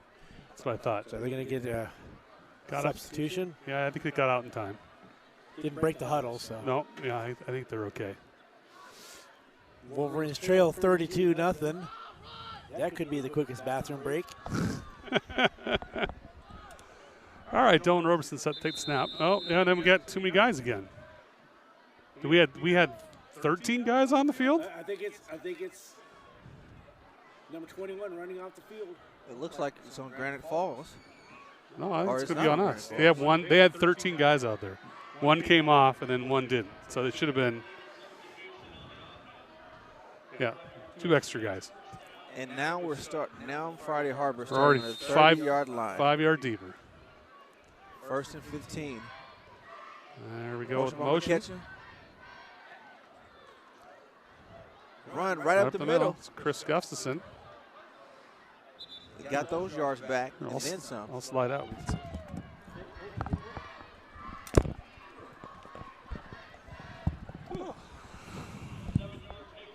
It's a 7-yard pickup by Gustafson. Second and 8. 2nd and 8 here for Friday Harbor. Catch it on the motion.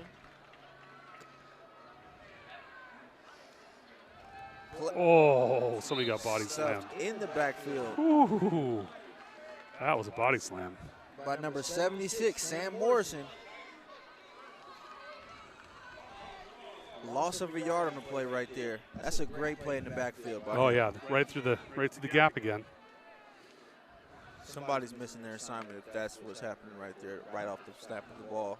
But a great play nonetheless. 3rd and 10 here for the Wolverines. Motion by McKetchin. Play action. It's passed. Gustafson. The pursuit on that play by Granite Falls to stop Gustafson in the tracks. 4th and 6. That's a big kid to be stopping. Yeah. One kid wasn't able to bring him down, but the pursuit and the pursuit by the defense of Granite Falls is what made that play possible, bringing up a 4th and 6 for the Wolverines here.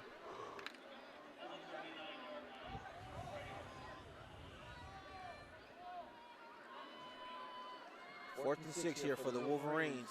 Will they convert? McKetchin in motion.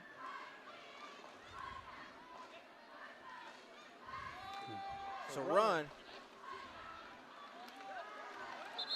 They will not convert. So what's with the 3 or 4 second whistle there? I mean, come on, guys.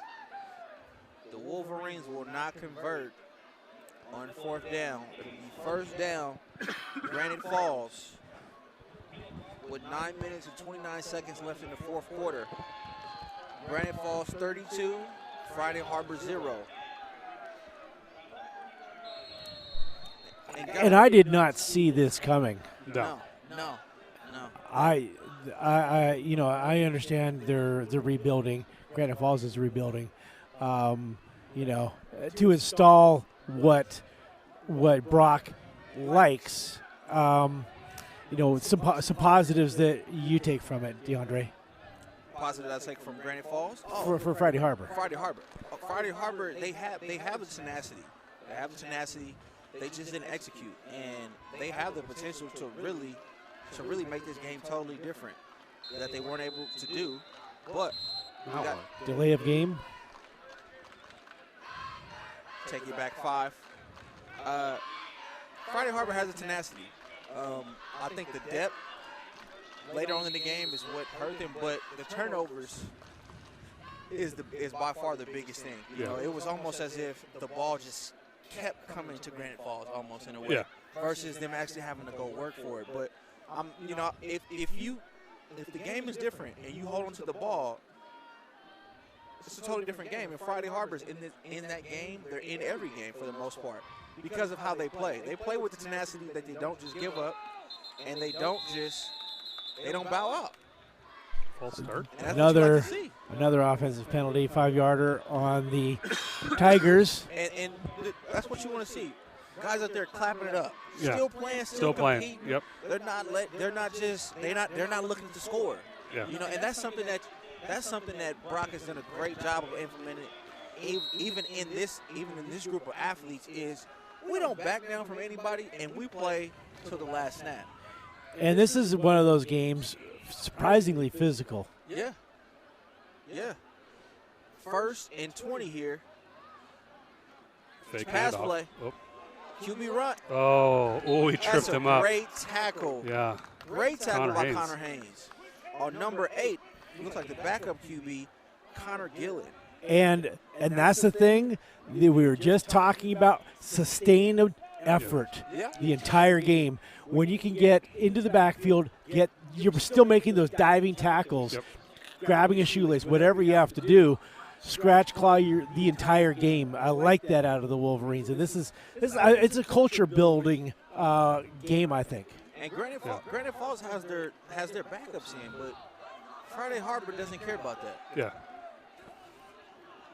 They broke the huddle with too many guys. That's a flag. You don't get to run off the field.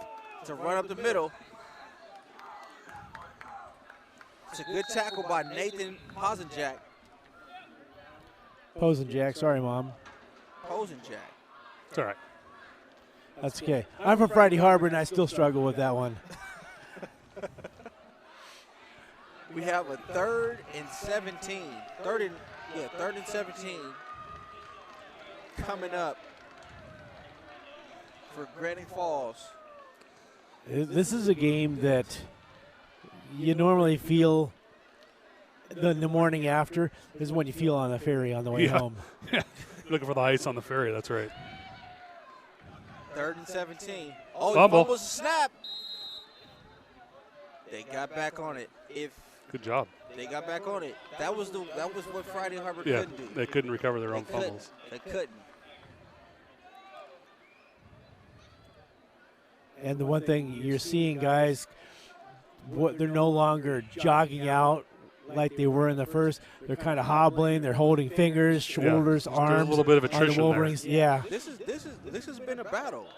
It's really been a battle, and the score should be indicative of that, but it's not. So Low snap. low snap. Gets the That's when kickoff. you don't want to touch. Oh. You gotta go get it. Down to the 1. Oh.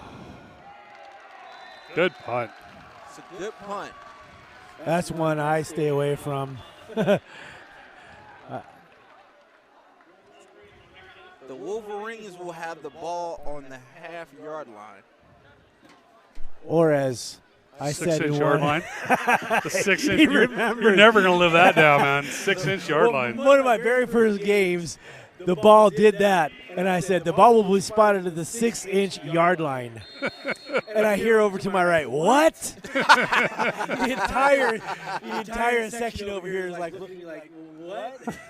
You know, that's when you're Led trying by to. this guy. That's when you're trying to be too detailed. Too detailed. 6-inch yard line. 1st and 10 from the half-yard line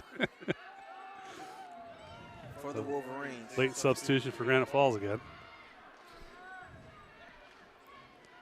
Toss play to the left. Oh, he's got some running room. That's a great tackle Really hard to see, though. We're so far away. by number 9. Who was, By number 9, Jonathan Roberts. who was running? Came Was up that with the Posen pick. Jack that was running? It looks like Bosenjack. I don't see her on the sideline. That must have been him. It looks like Bosenjack.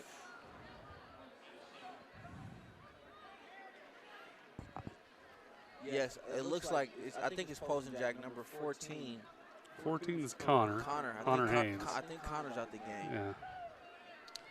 2nd and 6. There's a big run. Oh, It's a great run Did you see who it was? and a first down. that's Gustafson, I think. Gustafson. Man, I wish he would lower down about 6 or 8 inches on that stance. Just get explosive on him. Harder to tackle. Oh, One of their, I don't know if it was for a senior or a freshman that was one of those human victory cigars that went on the field for the Tigers, it sounds like. number 28, Adrian Jones. He's got There the it is. fans. He's got the chant going. He's got the chant going. It's like a Rudy. So run to the right. Looks like Wiley. And that student section over there, they've been waiting for that, it sounds like. They knew he was going to go in, and when he went onto the That was Wiley field. McCutcheon there. He went in for one play. Sure looked like it had that shake he has.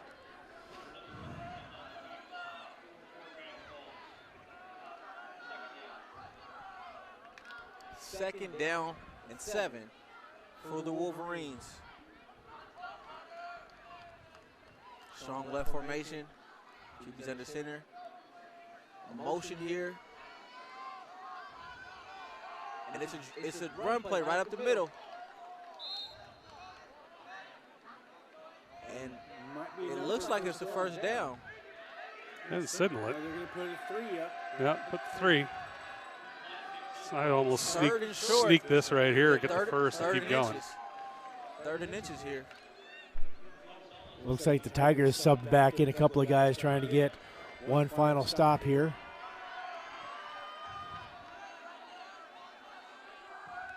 Motion to the right. Run play right up the middle. Come on, Wiley. And he's out. Got ball Number tucked in. 34. Come on, Wiley.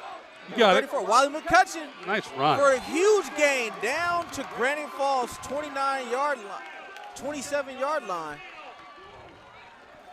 Huge play. 50-yard run right there, Wolverine's biggest play of the game.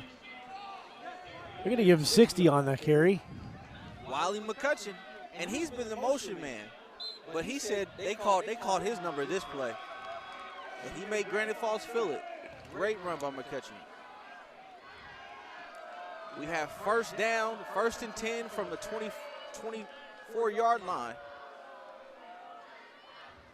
for Friday Harbor. That was a busted play. Got yardage, They though. still got yards. 6 yards on a busted play. Yeah, it's nice. Nice when that happens, right? Well, there was a little bit of running into on the handoff there. Might actually help. Gustafson. 2nd down and 5 here for the Wolverines.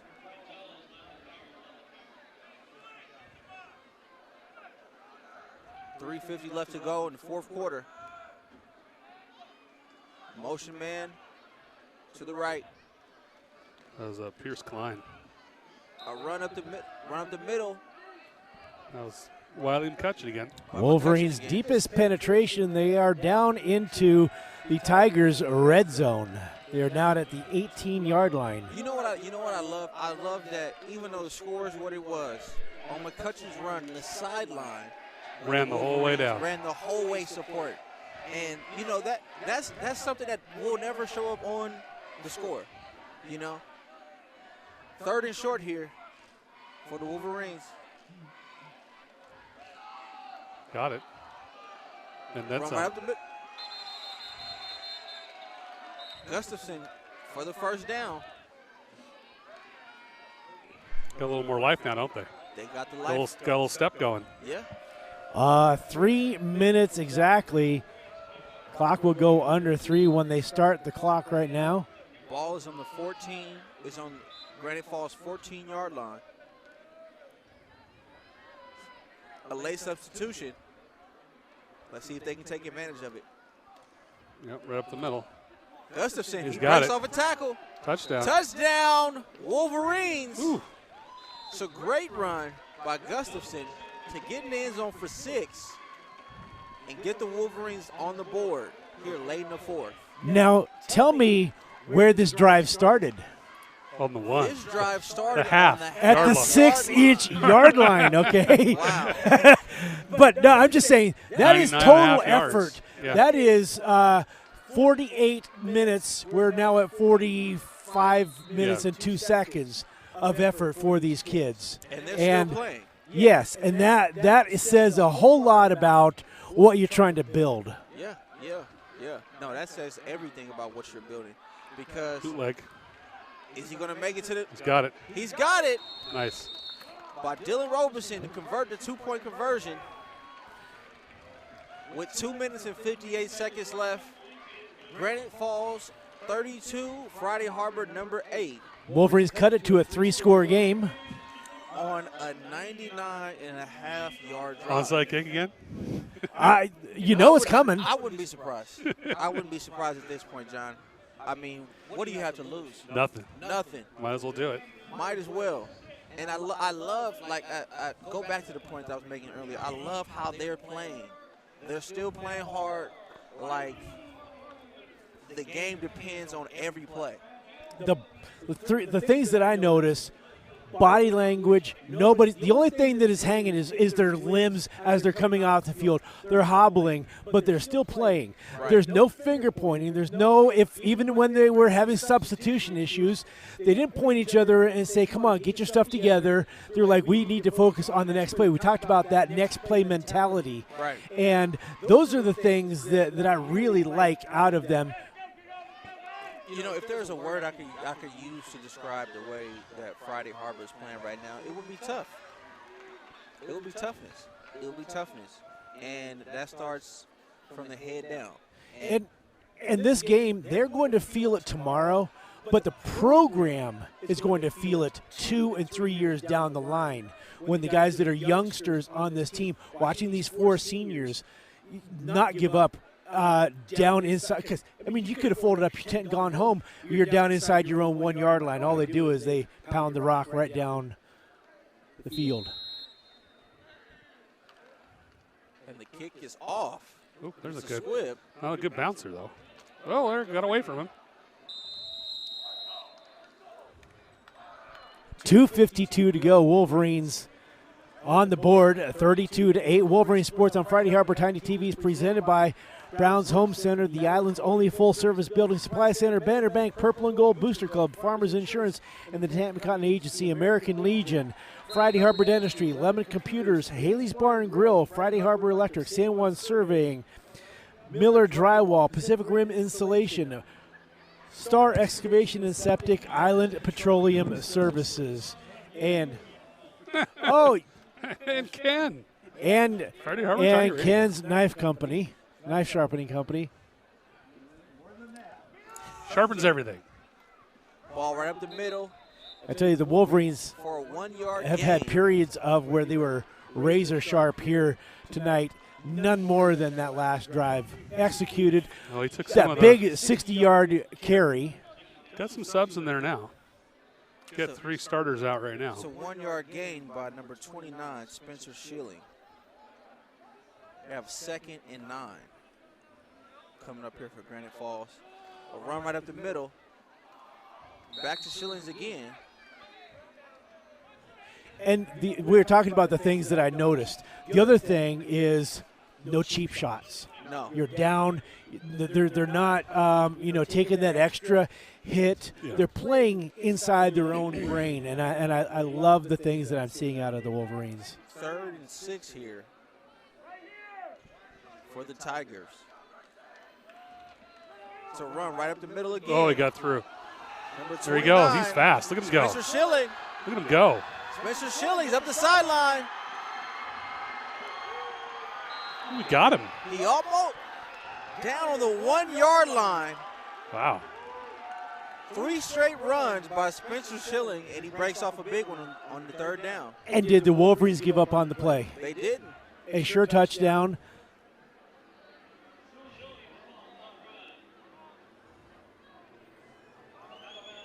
First and goal. from the Schilling 1 has yard been line. money on this drive. He literally has. Was the pun intended there? Yeah. I know. Come on. Got to throw in a dad joke every now and then. And There it is. You get in? he got You in. get in. Touchdown. It's only right. Number 29, Schilling. Sophomore running back. He showed great burst on that play. I know they'll probably talk about him in the locker room after the game about getting snatched from the 1 yard line, but Did we see who it was that got him? I didn't. No, it was whoever went in at safety, and I'm not sure who that was because Dylan came out. Fresh legs. Yeah. That's what the fresh legs got him. I think that's it. Yeah. I'm going to guess how the positions are. I'm going to guess I would say probably Cody Anderson. I think he's out there now. I mean, and for Granite Falls, that's what games Nice like. job. Oh, block. Oh, they got a wow. flag. Went over the center, I bet. That's what you want to see if you're Granite Falls from a coaching standpoint, to have your backups come in. Yeah, well, And get show what they reps. can do. And get the reps. Do some work. Right. Get some stuff done. Yeah, that's exactly it. And build your confidence, because, a lot of times if you're a younger guy in high school, you don't really get that opportunity to really go out there and play and maximize because, the starters are in there. But the fact that he was able to get in there and these younger guys are able to get in there and get some experience. It's a long talk about this penalty. And I'll tell you what, that was Jackson Waldron. Oh, that ran him On- down? that It was ran him Jackson? down. Yeah. Okay, so you have a starter. You have, what grade is he in? He's a junior. He's a junior. So, those guys that are freshmen on the team that see him Yeah. doing that stuff. Fine. Yeah, the hustle. And what's the penalty? I didn't see what it was. They're calling the extra point good. Wait, They didn't make it. It was a block. Or not, they didn't call it good. I mean, they just called it the play was dead. Sorry. Okay. Was it on? Wolverines trail by 30, I think it might have been 139 on to Grand go. Falls. Okay. It had to have been. Yeah, it had to have been if they declined it. A minute and 39 left in the game. So we were talking, about, the effort and all those things that are cultural things. They're mindset things. They're things that, you have to, I think, teach. You can coach guys up, but you have to teach Right. those things. Right. And to have skipped a year of football, Yeah. and to be able to have something like that, it's going to be interesting to see. You play a game like this all out. You play somebody where they're not turning the ball over, Right. and that's where I think we can be excited about. Well, that's what what's we were going saying. I don't think the score really reflects the game. To be Right. honest. I mean, they did a lot of good things. They just had some bad stuff too. And they're swimming it again. This time it gets back to the back man. It's Wiley. Didn't get very far though. And he will be tackled on the 26-yard line. 1st and 10, a minute and 32 left to go. Granite Falls. Well, our substitutions look 38. better. 3 went on and 3 came off. Friday Harbor number 8. I'm going to put 13 out there again. John can be heard at the Island Comedy Hour every Saturday We night. got to have positives, right? I mean, that's a positive. Hey, we're just waiting on Deandre to crack a dad joke. We've I all can't got it. think We've of gotten any. our own in. So I can't think of any of them right now. 1st down from the 27-yard line. Play action. Pass. He's open. He's got it. He's got it. Number 12, Look at him go. Jackson Waldron. Jackson Waldron for the Nice score. play. Jackson Fresh Legs Waldron. No flags on the play. Good Jackson job. Waldron. And That's I was how you with the tee it camera. up. I saw him. I was almost putting it on him. Yeah, That was a great throw by quarterback Dylan Roberson good play. to leave it in bounds and for Waldron not to go out of bounds and then take it all the way up the sideline. Jackson Waldron, I think when it comes down to player of the game, although Chris Gustafson has shown a lot. Chris really ground out a game there on the ground. Yeah. I mean, we're going to have to look at, so just start thinking of our Purple and Gold Booster Club player of the game. We got too many men on the field. They may not say anything. Yeah, they're not going to say anything. It's okay. Got it. And the kick is good. Good job. This Back to a 3-touchdown game.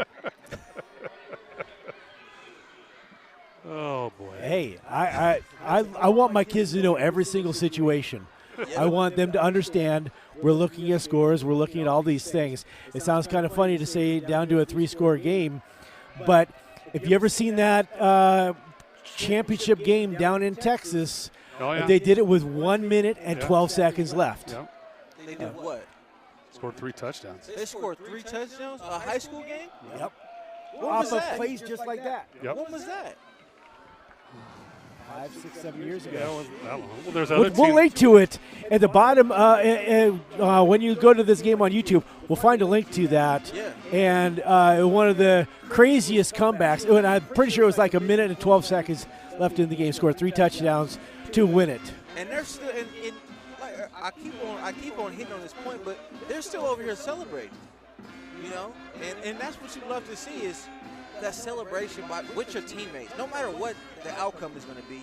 Because at the end of the day, you know, and I actually spoke to Stadium High School football team last week, and what I told them, I said, listen, man, at the end of the day, you have to fight for the man next to you. Because the man next to you is the one that's in practice with you every day, in meetings, going out here, the blood, sweat, and tears. Ooh, And that's so- a nice little short kick. Look at that. Oh, Went right by it. Oh, My so goodness. close. oh, that was close. Took a weird bounce. My Went right out of goodness. bounds. My goodness. That looked like, Yeah, I mean, that was. close. It was the ball, the tip was up here, and it spun this way. I don't even know how he did that. They need to go back and study that film because NFL teams will be wanting to do that. They just might. Because They just might. that it went into the dead zone right there, Yeah. Yeah. and it kicked back. It's like no man's Right. land. So it goes in the opposite direction. Everybody's retreating, and that's when anything. Look where they're putting it. I don't know if it was right there, but Yeah. ball is on the Must 47-yard have line. really kicked back. 1st and 10. They're going to take a knee here. Yeah, good for them. They said they don't want They don't want a Friday long Harbor to score. score any more points. They must have seen that video too. Well, we're going to cast our votes for, and actually, we're just going to say player of the game, and then Deandre, you give me your play of the game. Okay. I'm going to give Jackson Waldron my player of the game, especially here in the fourth quarter. They have a 90-yard drive, but 99-yard drive. Yeah. But he has that long touchdown, but then he also ran down that kid. chases that guy down for my player of the game. John, your purple and gold Booster Club player of the game? Yeah, I think we do that, Jackson. I like Chris Gustafson. He worked the whole game constantly running the ball, ground. Yeah. What was his yard? We didn't do stats here. We didn't, but I'm guessing he had over 100. yeah, and Easily. Oh, easily. And the thing that I've noticed is I've seen him mature greatly, because on the basketball court sometimes last year you would see him be lackadaisical. There was nothing lackadaisical about he this worked game. hard. Yeah. I'd say the play of the game for me, for Friday Harbor, was that touchdown, that last touchdown. I think that just culminates for me. It's either that or the big run For Wiley. The big run by Wiley. Yeah. I you know what? I would say the big run by Wiley, just because it was at that moment that it sparked the sideline and everybody to continue to fight even harder to be able to make that last touchdown possible. So I would say for me, that was the play of the game for me. And the Tigers were running down to get their picture in front of the scoreboard. I think they remember the Friday Harbor team from 2019 because this is a team that I could not tell you the last time 38 points were on a scoreboard against them. A lot. It's a long time. Since before Rock coach, back when I think Garrett was coaching. Yeah. Yeah. Yeah. So, we've talked a lot about a lot of things here about really the culture building, and there they go down. I think they definitely want to get a picture in front of that scoreboard, but we'll let them have their time right there. But I really want to look at the faces of these Wolverines, because they played 48 minutes of football, and you talked about your son playing every single snap, except for the couple that he came out when he what they call had that in hockey, soccer injury. They call it in hockey the lower body injury. They're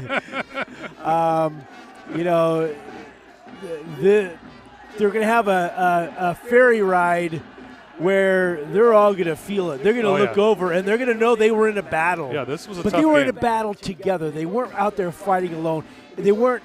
It was a total team effort. Things didn't go their way, but when you execute the game plan, when you stop turning the ball over, things are going to go your way. Well, and I like we saw the offense. We saw it can run when you don't turn the ball over. So that's a huge positive for this game. I mean, you saw what they can do, and I think if you can work on that in practice, and especially defensively, they looked a little jelly in the first half, but in the second half they were better. So I think whatever they talked about at halftime, that seemed to solidify the defense a little bit.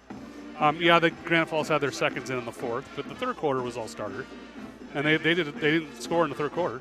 So they obviously worked on their defensive stuff at halftime, and that worked. So I think there's a lot of positives there. Yeah, no, it's definitely a lot of positives there that they can take from it. And the biggest thing is they can take away the fact that they didn't quit. Yeah. They did not quit. Friday Harbor played their hearts out. They even, before one thing that I pay attention to, the little things. And so when they get over to the sideline, there's no coaches in their huddle for a second. And then I wasn't able to see who it was, but somebody stepped up and said something to the guy. Yeah.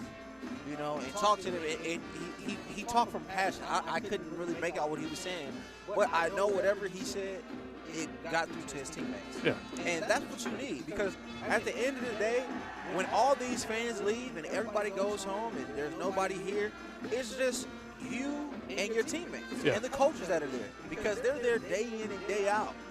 You know, they're putting the work in when nobody's watching. And so if you can get a team to come together like that, you know that when backs are against the ropes, that they're going to be together. Yeah. And that's what you want as a coach. The Wolverines fall to the Tigers of Granite Falls 38-15. The Wolverines have 2 late scores. Got it down to a 3-score game before a long run for the final score, a 1-yard carry by Sterling, not Sterling, but something to do with money. Schilling. Yes. Schilling. Spencer Schilling. Spencer Schilling for the final score for them. The Wolverines fall to 0-2 on the season. They had a 21-19 victory. The Tigers did last week. That was kind of the score that I was looking for today. I think that's the type of game we were in for. But the Wolverines, their first 3 drives, put the ball on the ground. The Tigers got out to an 18-point lead, and that's all they really needed. Wolverine Sports on Friday Harbor Tiny TV is presented by Brown's Home Center, the island's only full-service building supply center, Purple and Gold Booster Club, Farmers Insurance, and the Tammy Cotton Agency, American Legion, Friday Harbor Dentistry, Lemon Computers, Haley's Bar and Grill, Friday Harbor Electric, San Juan Surveying, Miller Drywall, Pacific Rim Installation, Star Excavation and Septic, Island Petroleum Services, Blade Restoration, Blade Resurrection, Blade.com. We've actually sent a couple over to have those restored as well. It does a great job. BladeResurrection.com. Final thought, John. Made it through 2 weeks. I mean, you got to look at it. First game they haven't played the year. Second game, where's your condition at, right? Now we're on to the third. I mean, they've got lessons out of both those games, and I think they can turn into positives for the next game. And Granite Falls probably had a spring football season. Oh yeah, I'm sure they did. I think the Friday Harbor is the only team that didn't play. Yeah. So Friday Harbor is literally, hasn't seen the field in 23 months. Yeah. So Granite Falls, they've had the practices for spring, they've had the games for spring. So, but the one thing, Friday Harbor looks to be in football shape. I didn't see a guy out there that didn't look like he's taking care of his body. Yeah. They all look like football players, starting with one of the Masons, the final Mason. Jack Mason. That dude is yoked, and he's still got a year, right? He's a junior. No, he's a senior. He's a senior. This is his last run. This is you have to start getting more Masons populating the ranks somehow. It's been fun to. Well, that's be the next generation, I think. Yeah, well, it's been fun to announce all their kids, for the last several years. Just good quality kids from a great family, an island family. Your final thought? I think that it's just the tale of the turnovers. You can't turn the ball over and win games. And that was one thing that, Coach Sark harped on, and even Coach Peterson harped on when you go back and look at the games, no matter the yards, the points scored, what was the turnover battle like? And more times than not, if you lose a turnover battle, you lose the game. And that's what happened here tonight. But the great takeaway that I think that you can take away from Friday Harbor is their will to keep fighting, and you can build off of that to have a great season. Yes, 0-2, getting your feet wet, haven't played in 2 years, dealing with everything that's been going on with COVID, but the guys find a way, to stick together. And if a team is willing to fight, that's all as a coach you can ask for. You can drop X's and O's all day, and it may execute at a high level. It may not execute, but if you got kids that are willing to fight, you know that they're willing to put in the work to get better. And that's what you want as a coaching staff, and that's what, you want as a player. And they have adopted Brock's mentality. the way that he approached, and you would see it with the Huskies, Yeah. how they adopted Sark's mentality, how they adopted Chris Peterson's mentality. We have to have the Friday Harbor mentality here because there's a ferry to catch. So, Everybody's out the door. so Right. the bus looks like it's half loaded. So that is going to do it for us. The Wolverines fall 38-15 out here at Granite Falls. For Deandre Campbell, for John Volk, for Ken Norris, I'm Mike Martin. Go Wolverines. Right on. Go Wolverines. Go Wolverines.